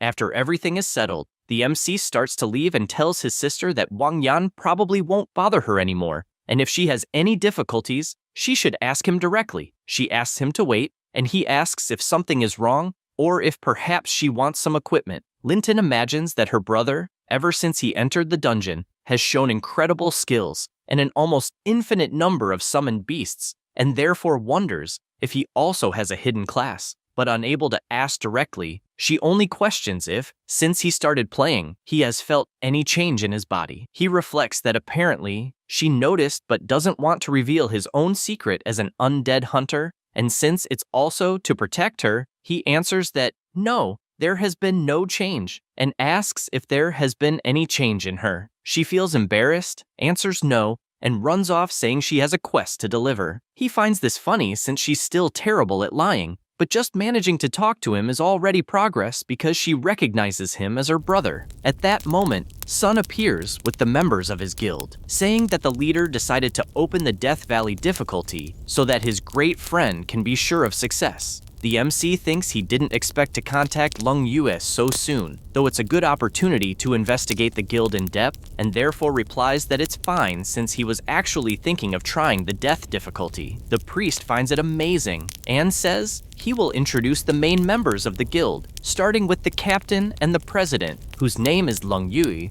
but the girl interrupts him, saying she has already heard of the so-called powerful player, and therefore welcomes the main team and introduces the man beside her, since he's a spellmaster, a rare class. The mage makes it clear that he still hasn't recognized him as a teammate, and therefore doesn't understand why they are hastily recruiting random players. He further emphasizes that the death difficulty has a very low margin for error, so they can't invite a random player who will get in the way since he doesn't want to die for nothing. Sun asks what he's talking about, revealing that his best friend is absurdly strong, but it's useless since the spellmaster says he's tired of hearing that others are strong but will give him a chance, and points out that if the MC takes at least half of the boss's HP, he will give him the golden equipment he's wearing. However, if he fails, he will have to compensate for all the team's losses. Therefore, he says once again that it's not too late to give up, but Lin Yuan interrupts him, saying he gladly accepts free golden equipment and also asks to make sure everyone will watch, since he doesn't want anyone rejecting the deal afterward. The captain says everything is settled, since if anyone had any objection, they should have spoken up earlier, and announces that they will proceed with the original plan, with everyone cooperating to clear the dungeon. Xinghen shouts, asking if they will really go ahead since the death penalty in the dungeon is extremely severe, but she says she won't repeat the decision a second time, and therefore orders everyone to enter right away. He feels frustrated but thinks he will make her understand that stray dogs on the roadside are simply insufficient, and confident assures that he's the only one worth it in the guild. Inside, there are countless level 18 lizards, and at that moment, everyone is teleported inside, drawing the monster's attention. Everyone is surrounded instantly, and the priest quickly realizes the density of the monsters in death difficulty, since they were surrounded the moment they entered. The captain of their order orders the melee class to protect everyone to find a chance to pass. The team obeys the leader's orders, and Xinghen, completely irritated, summons his energy balls, admitting that he's itching to hit the MC's head. A monster manages to break through the defense, and the mage covers up by saying he forgot. The captain advances, telling him to pull himself together, as something like this can't happen. The priest, on the other hand, becomes worried as the monsters are accumulating too quickly, and Summoner mentions that she won't be able to handle everything, and thus wants to use the baby brown bear as well. At this moment, the MC appears, telling them not to worry, and with his Hellgate summoned, calls upon his entire undead army, starting with the king lizard that crushes the monsters in front of it, just like the wolves that devour everything in their path. Lin Yuan doesn't fall behind either, as he cuts down one by one with his sword. The girl is happy she didn't have to sacrifice her battle animal. Xinghen, however, becomes furious because what he didn't look good in front of the captain, and promises that the MC won't leave that dungeon alive. He prepares to say something, but Lung Yu appears, telling everyone to be careful not to get distracted, and the system alerts that a new wave of monsters is approaching. The whole team falls into battle formation after this warning. Meanwhile, the captain reflects that the MC was able to analyze and resolve a crisis in an instant, and he definitely has rare talent, so she plans to invite him to join the guild after everything is over. The spellmaster watches Lin Yuan from a distance, furious, knowing he left a terrible impression on the captain. He charges energy and throws several power balls in his direction, saying he's just supporting him and that he shouldn't get hurt. Lin Yuan obviously notices the bad intentions, but despite thinking it's stupid, he knows it's an opportunity to build a closer relationship with Lung Yu, since he'll lower his guard and might gather information from her. So, with extreme ease, he dodges the powers, but finds himself face to face with the monsters. At this moment, the guild leader grabs his hand and lifts him up, saying she'll take care of the right side while he takes care of the left. She throws him toward the monster, and instantly, both of them kill their respective targets. They reposition themselves, and, moments later, kill more monsters that were approaching. The team is extremely happy to see the perfect combination between the two, and the MC takes the opportunity to comment that it's the first time he's seen such a skill, and thus wants to know if she learned it after changing classes. She responds that it wasn't anything special, and that she just learned it from a skill book. He says he understands and admits that the second guild has real hidden talents, so he wants to know if she specializes in any particular skill, as he'd like to trade some techniques. She comments that he can find out for himself by joining her guild, but he refuses since he's used to playing alone. At this moment, she realizes that his smile is familiar, but quickly remembers that it's exactly the same as before. Xinghen watches this from a distance and becomes irritated, as he has no idea what the MC said to the captain to make her wear that expression. At this moment, the priest approaches to report that all the dropped equipment has been collected, and it will just be shared among everyone after the battle ends. So he wants to know if they will fight the boss as planned. The spellmaster approaches, telling everyone to wait and apologizing to the MC, as his power goes far beyond imagination, and with a look of bad intentions, comments on why they shouldn't let Lin Yuan pull aggro from the boss. The MC comments that if they do that, they won't have a chance to fight the boss, much less take half of his health. So he asks if he's renouncing the debt and hesitates to part with the golden equipment. The mage finds it amusing, as he doesn't believe Lin Yuan can survive a few of the boss's moves, so he tells him not to worry, as once the mission is completed, he'll give the golden equipment. However, the captain said she disagrees, since changing the plan at the last minute could be a problem, but Xinghen asks her not to say that since Lin Yuan is grown enough to make his own decisions, and, as she could see, she liked him as a player. The MC reflects that if he wants to contact the second guild, the star mark will be a problem, and therefore he believes he needs to let things cool down a bit before dealing with him later. After thinking about it, he replies that he accepts the new challenge. Then everyone approaches the Lizard King with the MC in front. The priest, confident in his friend's strength, tells him to go all out. The spellmaster, on the other hand, finds it amusing, believing that Lin Yuan doesn't know that the boss's area skills are specifically designed against summoned beasts, so he thinks it will be fun. The MC, charging his power, imagines that this boss on death difficulty is indeed hard, but based on the experience of his previous life, he already knows absolutely all the mechanics. That said, he casts his fireball, which hits the lizard square in the face, pulling aggro toward him. Now the Ash Lizard King, level 25, is ready for battle. The players begin to worry since the boss reached level 25, and the strongest players currently are at most level 15, so the difference is huge. The monster makes its first attack, but the MC dodges, and as he repositions, he's pleased that the boss still uses the same moves as before. The entire team stays in position in case an opening appears, and the mage watches from afar, finding it fascinating to see the danger Lin Yuan is facing. At that moment, the monster attacks the team with its tail, and the captain orders Xinghen to use a quick control skill, but he says it's too late, and because of that, the strike hits the ground, throwing everyone away. She gets furious, wanting to know why the hell he's paralyzed and not doing his part. The rest of the team laments that they're already injured and will take time to recover, and therefore they wonder how they'll let Lin Yuan deal with the boss alone since that's madness. The The tanker agrees and laments, as even if they leave the dungeon on death difficulty midway, the penalty will be huge. The captain prepares herself, since there's not much to do, and hopes everyone learns their lesson because the new teammate made no mistake, it was them. And she ensures that if they keep acting like this, they'll lose their position in the guild. At that moment, the summoner draws the leader's attention, saying that somehow Lin Yuan is handling it alone. Indeed, the MC is doing well in the fight, sending out his Scorpion King. The boss uses its roar, but the attack is absurdly slow, and besides dodging, there's enough time for the Scorpion to move behind the monster, using its electric strike that causes the boss to be paralyzed.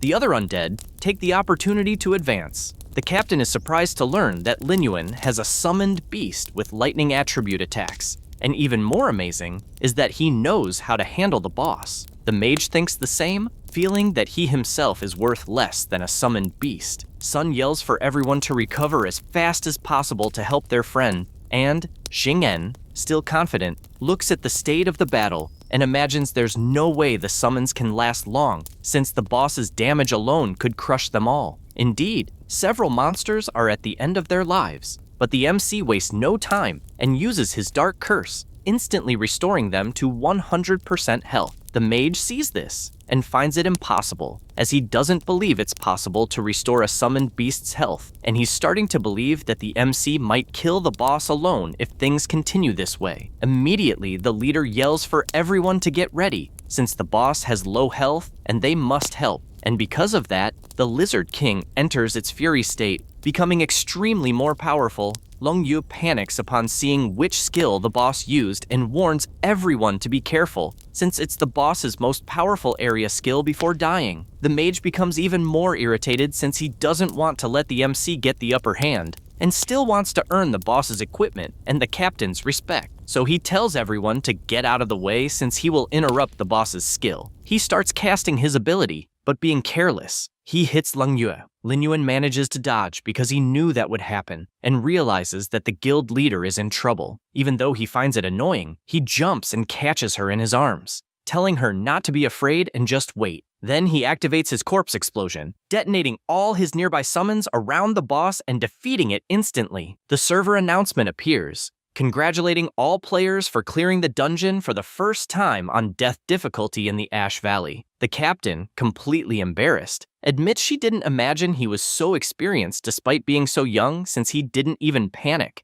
and confesses that even if he doesn't accept joining the guild, she still wants to get to know him as a friend and maybe tackle harder dungeons together in the future. He replies that it's fine, and she sends him a friend request that he accepts. At that moment, Sun approaches with a chest, commenting that he has never seen the captain so embarrassed, and she, flustered, just asks to be put down first. The mage, however, is extremely frustrated with the dungeon's outcome, and the system shows that Lin Yuan had 87% contribution in the dungeon, so it notifies that he wants to receive the gold equipment. He gets angry about it and says to check the stats first before deciding how the loot will be divided, but the MC replies that he doesn't care about that and only wants the gold equipment as agreed. Xing'en, although saying he will give it, asks to wait until he finds a replacement item. Lin Yuan asks if he's trying not to pay his debt, and Long Yue decides to intervene, saying that Xing'en's equipment probably isn't suitable for him, and therefore asks the MC to choose any reward item before anyone else, and afterward, she will buy a proper equipment out of her own pocket. He says he agrees, but in truth, instead of equipment,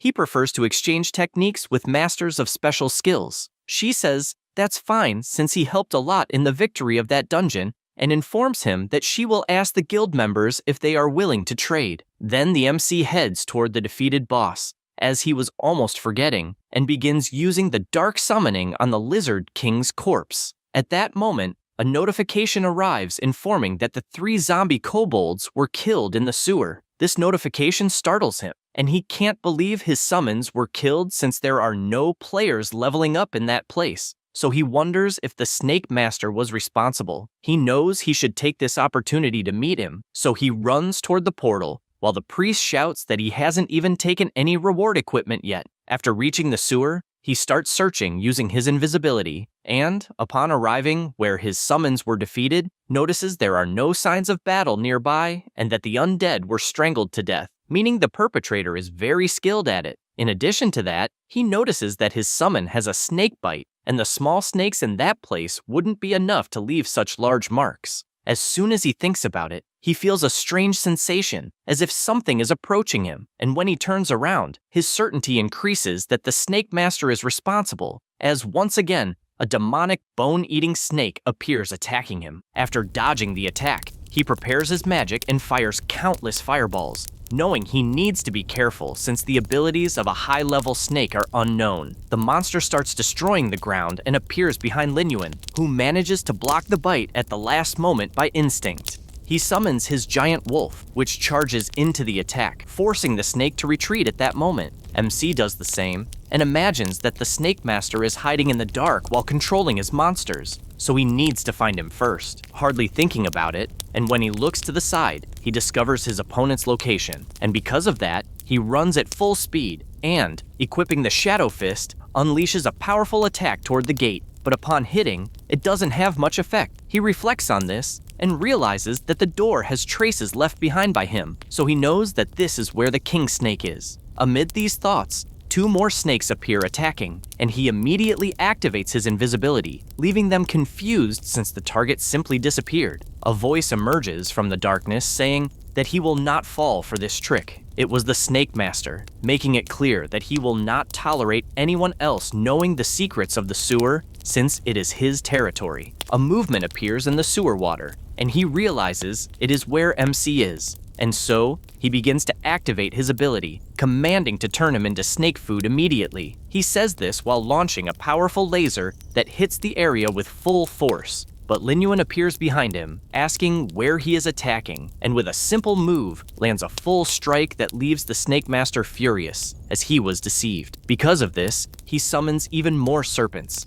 and MC also summons his army of undead, since, as he realized, his opponent is not good at close combat, and advances with his army. The Snake Master is outraged as another undead zombie appeared, and he cannot believe such a coincidence. Lin Yuan lands a strike while provoking, asking if he has any abilities besides controlling snakes, but he replies that a dead man doesn't need to know. MC continues provoking, and both unleash their powers against each other. However, the Snake Master manages to summon even more serpents and declares that if he captures him, he will interrogate him to the last drop. Lin Yuan is surprised since his opponent is using the terrain well, which is not surprising, as he is a subordinate of the First Believer, and thus he knows he must capture him at any cost. So without hesitation, he cuts the monsters into pieces. The Snake Master becomes even angrier and fires another laser, and Lin Yuan decides to use this opportunity to trick his opponent so they approach each other, letting the attack hit his body. Because of this, several snakes trap his body, and he realizes that although the control effect is powerful,